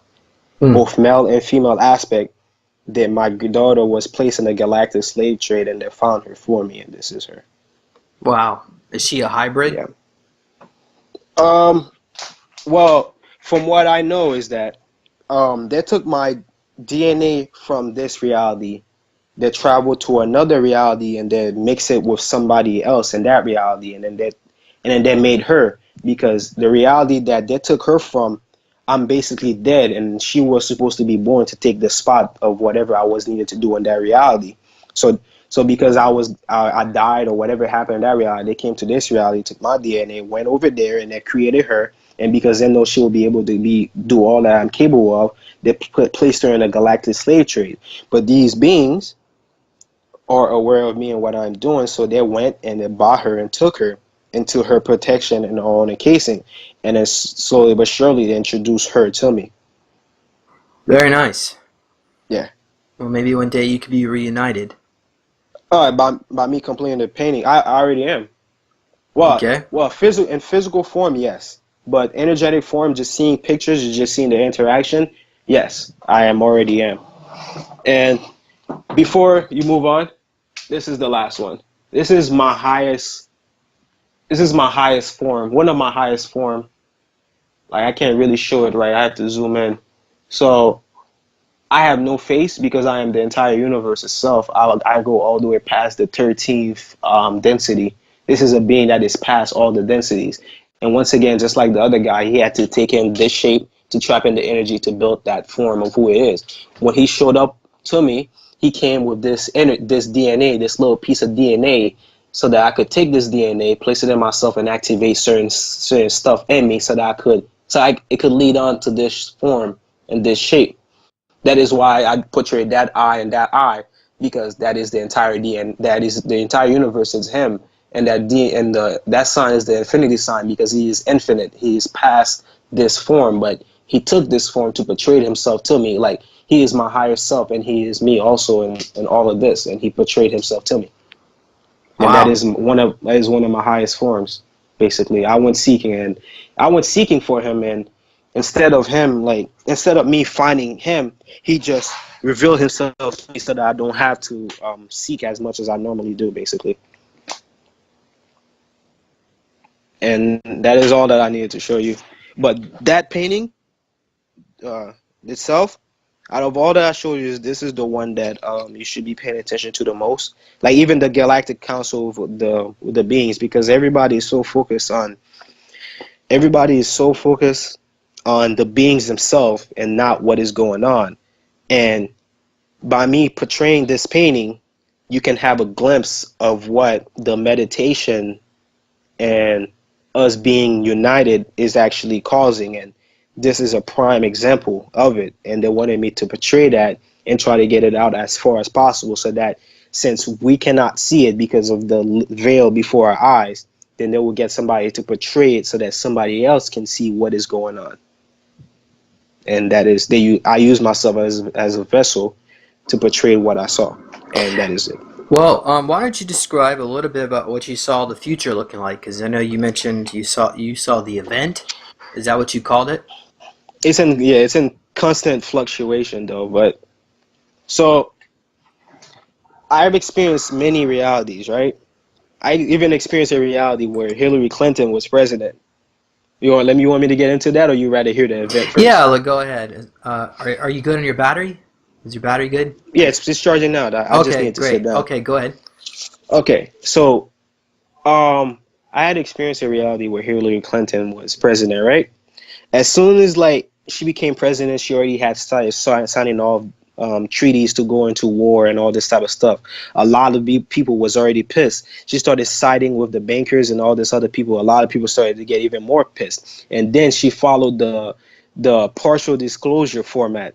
And this, I'm gonna find a picture, and you could post it up in the video as reference to what I'm saying right now. So she introduced this group of alien beings like live on stage around everyone, and she was saying that these beings are gonna introduce their religion and what they believe in, and it will benefit our humanity, and it will push us past push us past the age that we are at now.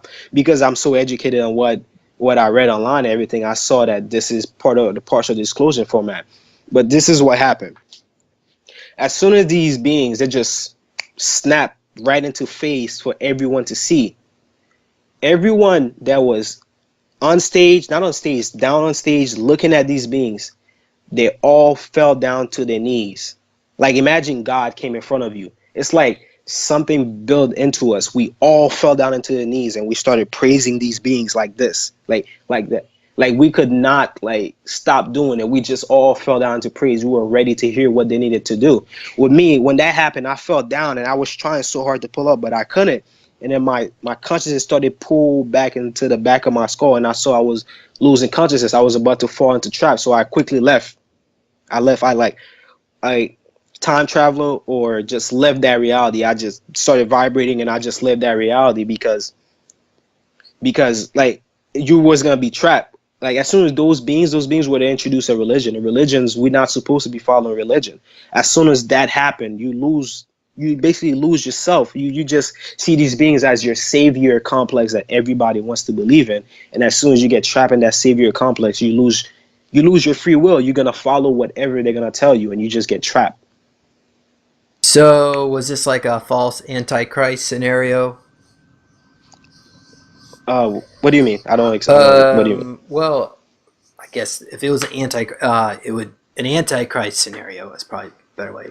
Like somebody portraying them as Christ, but they're the demon type stuff, right?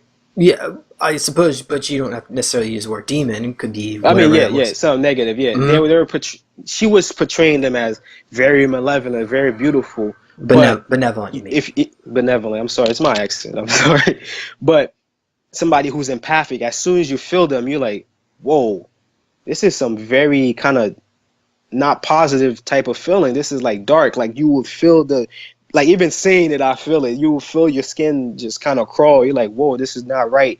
And then as soon as you start feeling that, you'll fall down to your knees and you'll start praising. Like just like the Egyptian, how they portrayed them, you start praising, saying whatever that you would do if you were in church or something. Do you think these beings were maybe one of these reawakened Nephilims in Antarctica? No, Were they Anunnaki? they No? were arc, they were tall, white, archonic beings. They were very tall. They were white. The eyes was like blue. They looked like tall whites, but some had very long hair. The female had like a white clothing on them. They almost portrayed themselves like the insurer, but they were not insured because their face was just straight alien. The eyes going like this, and they were white, and they had a glowing white aura all around them, so that they could mask off the energy of what they really are, something not positive at all. Hideous. Yes. So what happened when people started worshiping these creatures? Did it cause a cascade effect and pretty much Everyone. everybody's... Yes. It was immediately. As soon as that they phased themselves, everybody just like you were stuck on the ground like glue. Even if you try to resist, you could not get up. Everybody's stuck. It's like something built into you. It's like from over the years, as they keep feeding you this type of stuff, they're readying you up. They're not readying you up just in a certain type of way. They're readying you up in the DNA itself, in your consciousness itself, that when it happens, you're trapped. No matter what you do, you will be trapped and encased.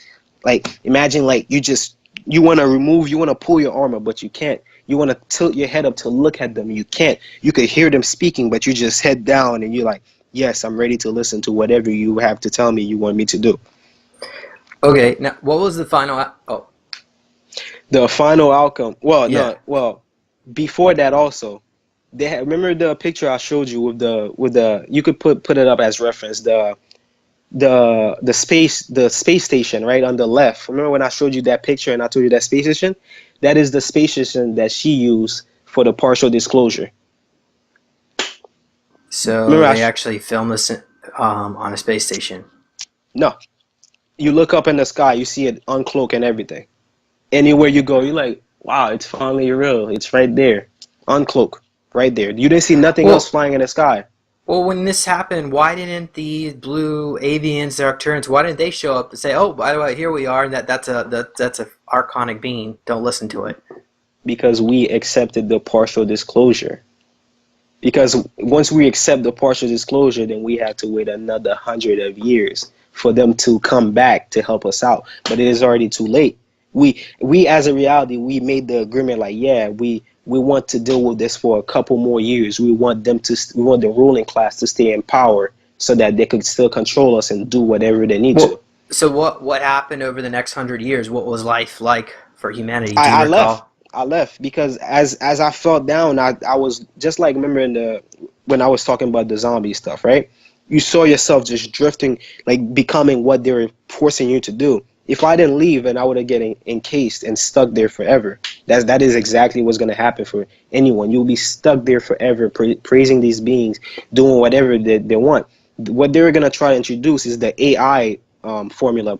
Start putting AI inside your body, and slowly but surely they will implement the virtual reality that they want everyone to go to, so that when you start playing video games and you're shooting people, you're like, oh, this is a magical world. I'm shooting these little cute little critters, and then somehow you just glitch out and you see you was in Iraq killing some people.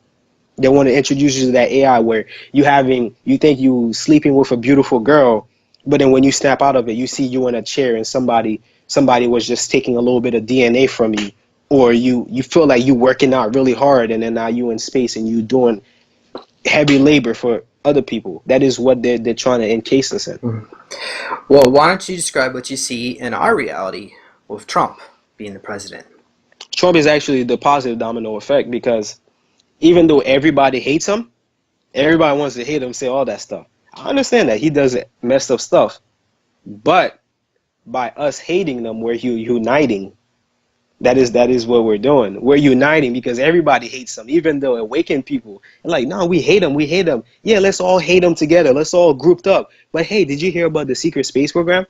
I'm like, wait, really? And now they're listening on the secret space program. Oh, did you hear about what's going on over here and what's going on there? Because we're uniting so much over our hate over this person. He himself is creating a domino effect that we all are following, and we're bringing upon that world that we wanted, because we're rejecting those type of people that they've been feeding us all throughout the years. He's a perfect domino effect. Right. Do you?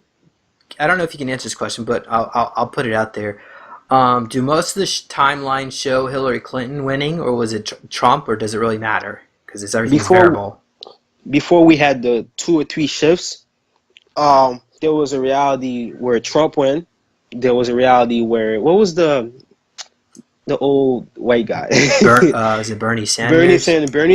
Bernie Sanders signed off for us to go out to war, and he had also did the partial disclosure. Hillary Clinton made us go to war, introduced the aliens, and followed the full disclosure and revealed the LOC or whatever space station it is. Donald Trump, I can't tell what he's doing because I just came back into this reality, and I seen small glimpses of what he's doing, and I seen the domino effects. This is one of them. This is one of the domino effects that he so far created, because everybody wants to get angry at that. We already kind of grouping up. I'm not saying he created it, but our hate from it already brought a lot of people to us. That's why the awakened community is actually expanding more, because humanity is just being pushed by these awakenings from the solar flares, from the meteors passing by, and from our DNA, and us actually accepting what the ETs are been feeding us throughout the years. So you get it. Some of the intel that has been relayed to me, I don't know if you would consider it intel anyway, but it was information passed on from the Pleiadians to another individual that I'm in contact with, claims that the Dracos plan on flooding this planet again, and that they're going to evacuate us by November, us light workers. I like to think that there's a more positive outcome. What are your thoughts on that? There's a more positive outcome. They won't be able to do it because even themselves have all the infighting, all they're doing, and the cabal has the all infighting. So as soon as they come to the planet, they try to take over, then the negative force is going to try to fight them and do all that. And by doing this, they're all going to disclose themselves, and we're going to be able to see what's really going on, because we're just going to see these little skirmishes, these little wars going on over the internet and in real life. And people are just going to start asking more questions, and they don't want that. The Draco wants to do that because they want to reveal themselves to humanity, and they want us to fall down to our knees, which can happen. Maybe that's what was going to happen if we were on the negative timeline where these archonic beings disclose themselves. Maybe by November there would have been evacuation and a flooding, and then they would have to come back 100 years later and try to do this over again. Yes, that was exactly what was going to happen. So maybe that's the other timeline, because I don't see that happening here. But I've been told through Peter the Insider that Donald Trump will release free energy technology in his second president term in office. So it appears that we've just got another, well, I guess at this point, what, another 3 more years of putting up with just same old, Not same really. old. You think Not really. you There's think we're something. gonna? If you're very empathic, you can feel that something is already coming. Like just like the Blue Avian said, the reality is in constant influx. Certain people are gonna get it, or are gonna see it in that way. But this domino effect shows how quickly it is to come. Like that is why this picture is way more powerful, because the blue spheres, I mean the blue avions in the spheres and all, even the insurers are revealing themselves at this, in the moment, in the now, and they're in contact with people. The fact that they're in contact with people while there wasn't, even while the messed up stuff was going on. I mean, they were, but now they're full blown contact with people, means that we're like this close now. We're not just saying, oh yeah, we're closer than before. Even the good guys are intervening a whole lot more. And right now, I don't know if you're aware of it or not, but there are tribunals going on for the some of the elites already. The what's it called? The One of the things cabal. that's good, yeah, the cabal and other elites. You know, the hidden hand, all of them. It's already going on. It's already going down. What's gonna happen is that they're trying to have a full blown civil war, so that the good guys that's been setting up for the years will just swoop in, create a massive power rage or whatever, blackout, take over, not take over, but take all the bad guys, put them all in a certain place, and then have the tribunal. And then these guys will intervene in it. They might reveal themselves out of phase, but they will intervene in it, and they will not allow the standard, oh yeah, this guy's paying me from, from before, so I'm gonna work with him. No, they're gonna also have beings seeing it from their own perception. So exactly like you on stage, the judge is looking at the narrative guys, they're hearing both sides. They're gonna be tapped into your consciousness, just like every being can also tap into your consciousness to see and feel what you're thinking. And they will have a say in this. They're not gonna allow it. They're not gonna break the free will, but they'll break whatever control that they're gonna have over you for you to just see it the negative way because of the money that's included. Right. One, Go ahead. once you see the future is like this, right?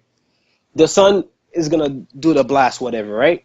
You think you're gonna look up, you're gonna see the blast coming. No, it's like, imagine like everything around you just turned. You remember the Matrix, right? When Neo entered the room and the whole room was white. I mean, accent white. The whole planet is gonna become encapsulated so much light that it's just gonna be white around you, and you're gonna be there. Like you, at a time, you're probably gonna close your eyes. When you close your eyes, you're gonna feel it just kind of going over your arm, going over your leg, just passing over you, passing over your mouth, face, and everything, and pass out your body.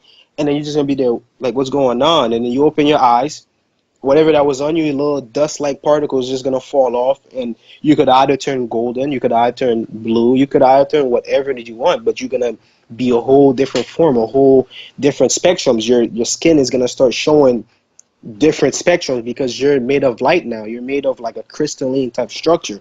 So it's just gonna, like, you move your arm like a crystal. You imagine your arm is a crystal. You move it, you see light trap here, and all this type of stuff. With me, the way I saw myself, because I was golden, but that was the old event. The new event is an influx. It's changed. I saw myself, all the dust fell off, and I turned golden. Like I was just like as I was in a table. I guess these beings probably saw me golden as I was before, so I just turned golden, and I was golden, and I saw everyone around me. I'm like, wow, this is golden, but I got sent back. I wasn't allowed to view that, because if you're a being that's able to time travel, they're not gonna let you go all the way to the future to come back in the past and then tell everybody, yeah, this is gonna happen. Because the fact that you saw the future and you coming back to the past to tell everybody, you can change that outcome just by you disclosing what happened. You have to let everybody decide what's gonna happen, and not bring somebody else and say, hey, I saw the future. This is exactly what's gonna happen. You guys have to follow this and that. These beings are slowly grooming you. They're feeding your consciousness what's gonna happen so that you could build that vision. When you build that vision, all together as a group, that vision that you have, you manifested it, and that takes form and shape of what you want the future to be like. Oh, yeah, that's for sure. That's what I've heard as well. One other thing I want to mention is, or at least maybe even ask you, is another scenario that has been thrown out there is there's a parallel reality where the Nazis won World War II. Mm. And in this reality, the Nordics have instructed the Nazi high command or I think it's the Aryan Reich, I'm the not aware of that American, one. the American Aryan Reich, to finish the job. And they have been instructed to invade us in our reality and timeline. And at that point is where the super soldiers will be brought out, made public. There'll be an EMP attack. And they're working with Monarch Solutions. So the question is, so you're not aware of any of this, or I'm not you aware don't? of any of this, but I have a clue of what's gonna happen though. If we have super soldier in us and this is happening, right? The best way the ETs could intervene is by activating the super soldiers in us, but allowing our consciousness to actually take control and knowing exactly how to use our gifts and what they granted us with, so that when this happened, a common an average day guy just immediately turned into a super soldier with very psychic and very powerful abilities. They immediately just change that. You could just, because you're able to tap into your mind like the way you once were, like like you have that bloodlust, you could kill these beings, these the star craft that will come down to the ground, that's gonna try to start beaming down certain like built robotics or built false like beings to try to attack us, to formulate a false invasion. You could easily just use your abilities that you had and destroy all of them and bring that spacecraft carefully down and not destroy the planet, but you could bring them down, because depending on how powerful you are, because some of these abilities is what I was able to do. I could bring down a whole spacecraft. Like that's how some of these powerful people are. I didn't really explain my gifts and abilities, did I? No, I didn't. No. I'll tell it a later time, or Yeah, we're gonna whenever have to you do want. another show, but I Yeah, mean, I know you said you're an empath. You have telekinesis. I guess you can time travel. Does that I mean you was. can change I w- timelines too? yeah. This timeline that I'm in now is not my original timeline. I Oh, where are changed you it from? because You were from the Hillary this Clinton one? this yeah. I mean, I was in that one too, but I jump timelines. Like, how beings jump timeline to timeline to timeline. Like But some like.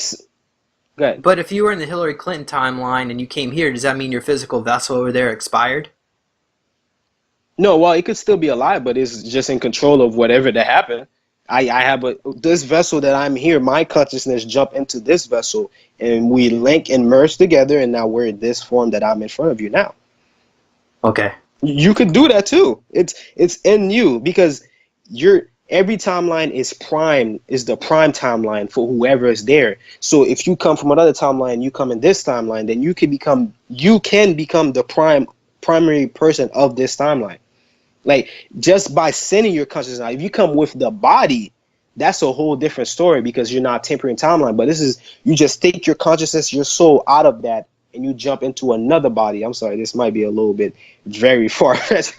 You take your soul, your consciousness, and just jump in a body that already exists with all the old memories. Then that body and that memory and everything basically is the primary body now, because you're vibrating higher than that original timeline, so you cannot go back to it. You're vibrating too far past it, because your soul and your consciousness could not accept what was going to happen there. That is not what you wanted to do. If you have that much control over it, then you could have control of this timeline if you want to be the primary person of this also.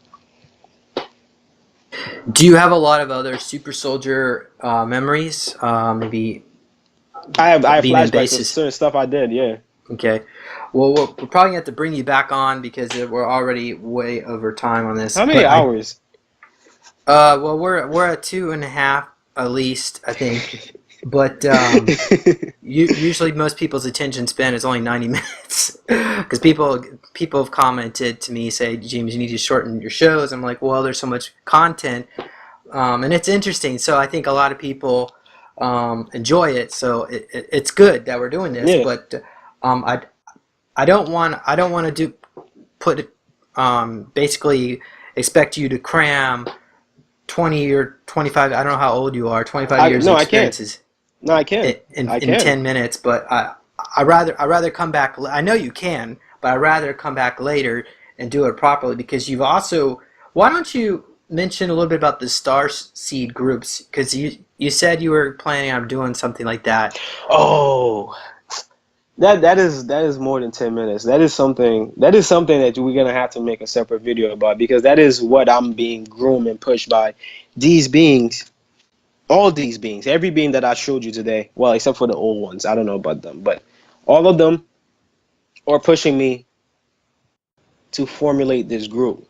This group will bring upon the Wonders, the Starseed, the Indigos, the Golden, you name it, all of them.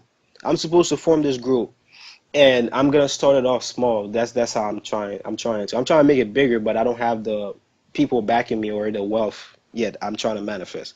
So at first, we're gonna start a group up, and we're all gonna practice our gifts, our abilities. Like me, I'm gifted with vision, so I draw a lot and I portray what I see.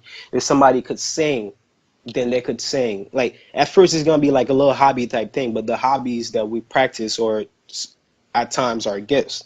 So we're gonna practice it and we're gonna do it in a circle, right? So we're gonna have a name for ourselves, or we don't need to have a name. You could just push yourself out. You join this group, you put in your work, your effort, and you expand out, and we expand out basically. So I'm gonna put my artwork. This person gonna sing. This person gonna speak about enlightened stuff or help teach people meditation, or this person can play beautiful music that is like out of this world type stuff. But that is one of the bases of how I wanted to start off. Depending on what somebody does, you can add it to this group. But we're all working an inner circle. Money is not going to be involved because money will make it crumble. There's no hierarchy system. It's everybody is a leader of whatever that they do. The reason why this group is so beneficial is because this is one of the things that it will lead to that humanity needs, because humanity needs a basis start for the awakened community to be even more in contact with each other. Once this group is formed, certain people will hear about it and they will join it, and then other people will join it and they'll join it. Then we'll start growing and expanding in a bigger circle. And as we get bigger and more people know about us, then we're gonna start having a home base or a place to stay at. And as we have a home base, people are gonna want to join. Then that's when we probably involve a little currency or wealth so that we can maintain the base. Then as it get bigger, then we have other bases, bigger bases in different countries, different planets, and we all continue doing the same thing, and we start getting bigger and bigger and bigger. And as we're getting bigger, we start getting encapsulated in the idea and practicing our gifts and abilities and learning from one another, that we start becoming as one and becoming intermingled, intertwined, and the Wiccan community will start to be more involved. Because if you get that much people that know what's going on together, then it cannot be stopped. But that is just a basis of idea, because you told me to shorten it. That's one of the bases of idea of what I'm supposed to do, because they're trying to groom me and push me. But for me to do that, I have to clean and help myself up, because I'm gonna be one of the speakers for it, like a lot of other people will be. And before I'm the speaker, I have to be cleaning and making myself at the right energetic form, because some of these beings will be speaking through me, like they speak through me through my art, like verbally speak through me or interact through me, all this type of stuff, because I am one of those beings that is capable of. I've accepted it on like my soul contracts and everything for me to be able to do this stuff. So I have to get prepared and get ready and start formulating the plan to get it bigger than it is. That is one of the reasons why I came to disclose so much that I disclosed to you, because I know some people is gonna hear it and they're gonna want to follow and do this thing, because this is one of the stuff that their soul is yearning and pulling out to, just like everybody has the calling. This is one of those things that's gonna have a soul calling to people to start doing and practicing. What do you plan I on calling this group? I have a couple names, but I'm not trying to associate ego to something. Like I want it to be like a foundation to something that can continue after like your human vessel is dismissed, like you heading somewhere else, something that you could dedicate your life to, and because it's of the love and light. I don't have a name for it yet, but I have the basics, the idea, and everything that has given to me is all in here. I'm constantly being told about it and constantly being pushed to it. I had to stop doing so much just to be at the point that I had to follow it. So have Well, yeah. Well, my next question was going to be, do you have a website for this organization? But if you don't have a name yet, then you I don't probably have wouldn't I don't have a website I either. don't have I don't have the fame or the I have people that want to join, people that are straight up for it. But I don't have the website. I don't have the wealth or any of that stuff. I'm right now. I'm an average person with a lot of wisdom and in constant contact with higher up being, and they're telling me to manifest it. I'm trying to manifest it, but manifestation, you have to work on it and groom it. So I'm constantly trying to manifest what I'm trying to be, and I've been having great results because all these paintings that you see, I started all of them one like 2 or 3 months ago. I never painted like this as I ever did before. Only this year I started painting these drawings. Before, all my work was just pencil, everything. But then they pushed me. They're like, you gotta start painting. You gotta start doing that because the paintings will show us better and more, all that type of stuff. The message more. Like you could, when you see a painting, you can actually feel it. Oh, Like a painting has feeling to it. So if you see a painting, you could hold on a feel second. the. Yeah. Hold on. Hold on. I know. Um, my battery just died. Okay. Uh,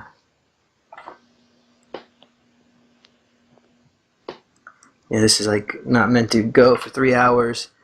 Let me figure out how to get the audio back. I also wanted to show you this spaceship that I flew when I was in Okay, say Israel. something. No, that didn't do it. You see this, right? Hold on. Let's see if I can do this other thing.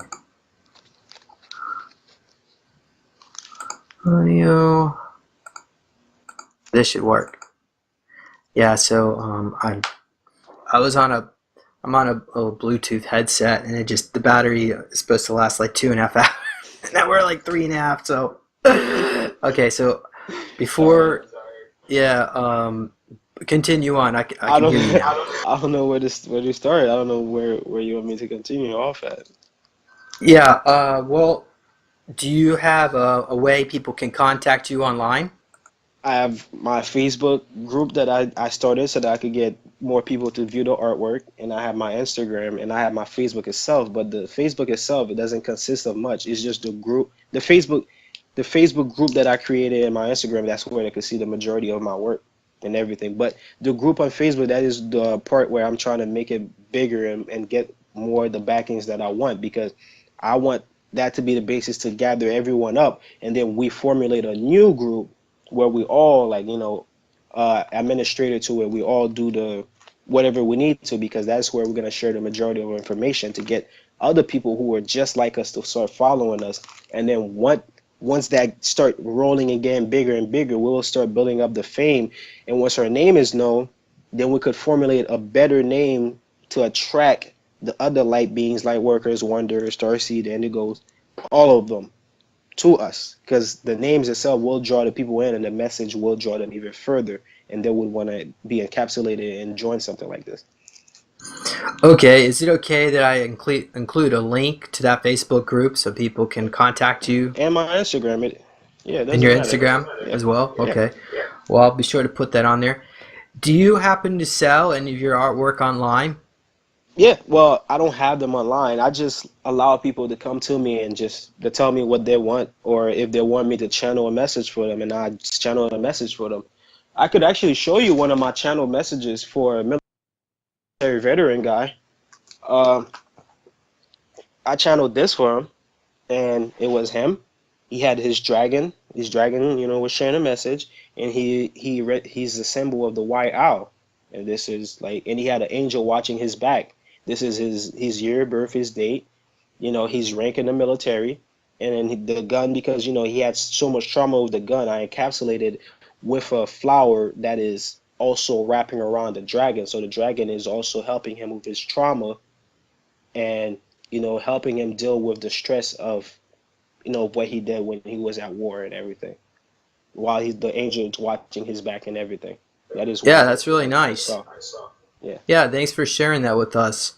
And so probably the best way to contact you is through that group or your Instagram account Yeah. to learn how to. Yeah. Yeah. I'm always online. I'm always like talking to people or the awakened people. So it doesn't matter. I'm always there because that's where I am pushed. That's one of my contracts to be doing to be practicing with people and everything. Okay, great. So thank you, Jonas, for sharing that with us. And audience members, I'd like to encourage you to visit supersoldiertalk.com and to also visit my website, Neological Tech, to support the work I do, and as well as go check Jonas's work out and support him in his endeavors. So, yeah, we're going to have to bring you back, but I do want to mention to the audience members, for all those who actually had the attention span to sit through over 2.5 hours of this, I want to say thank you. And I want to encourage you to ask any questions for I'll Jonas answer for the them. next interview. You should split this in part one and part two, maybe. Maybe it'll make it better. Well, I could. Usually I just go ahead and upload it because we're probably the part two is gonna be another video. Yeah, We it'll do be part part two. two. There's so much content here, but once again, I want to say thank you, audience members, and thanks again, Jonas. And until next time, bye bye.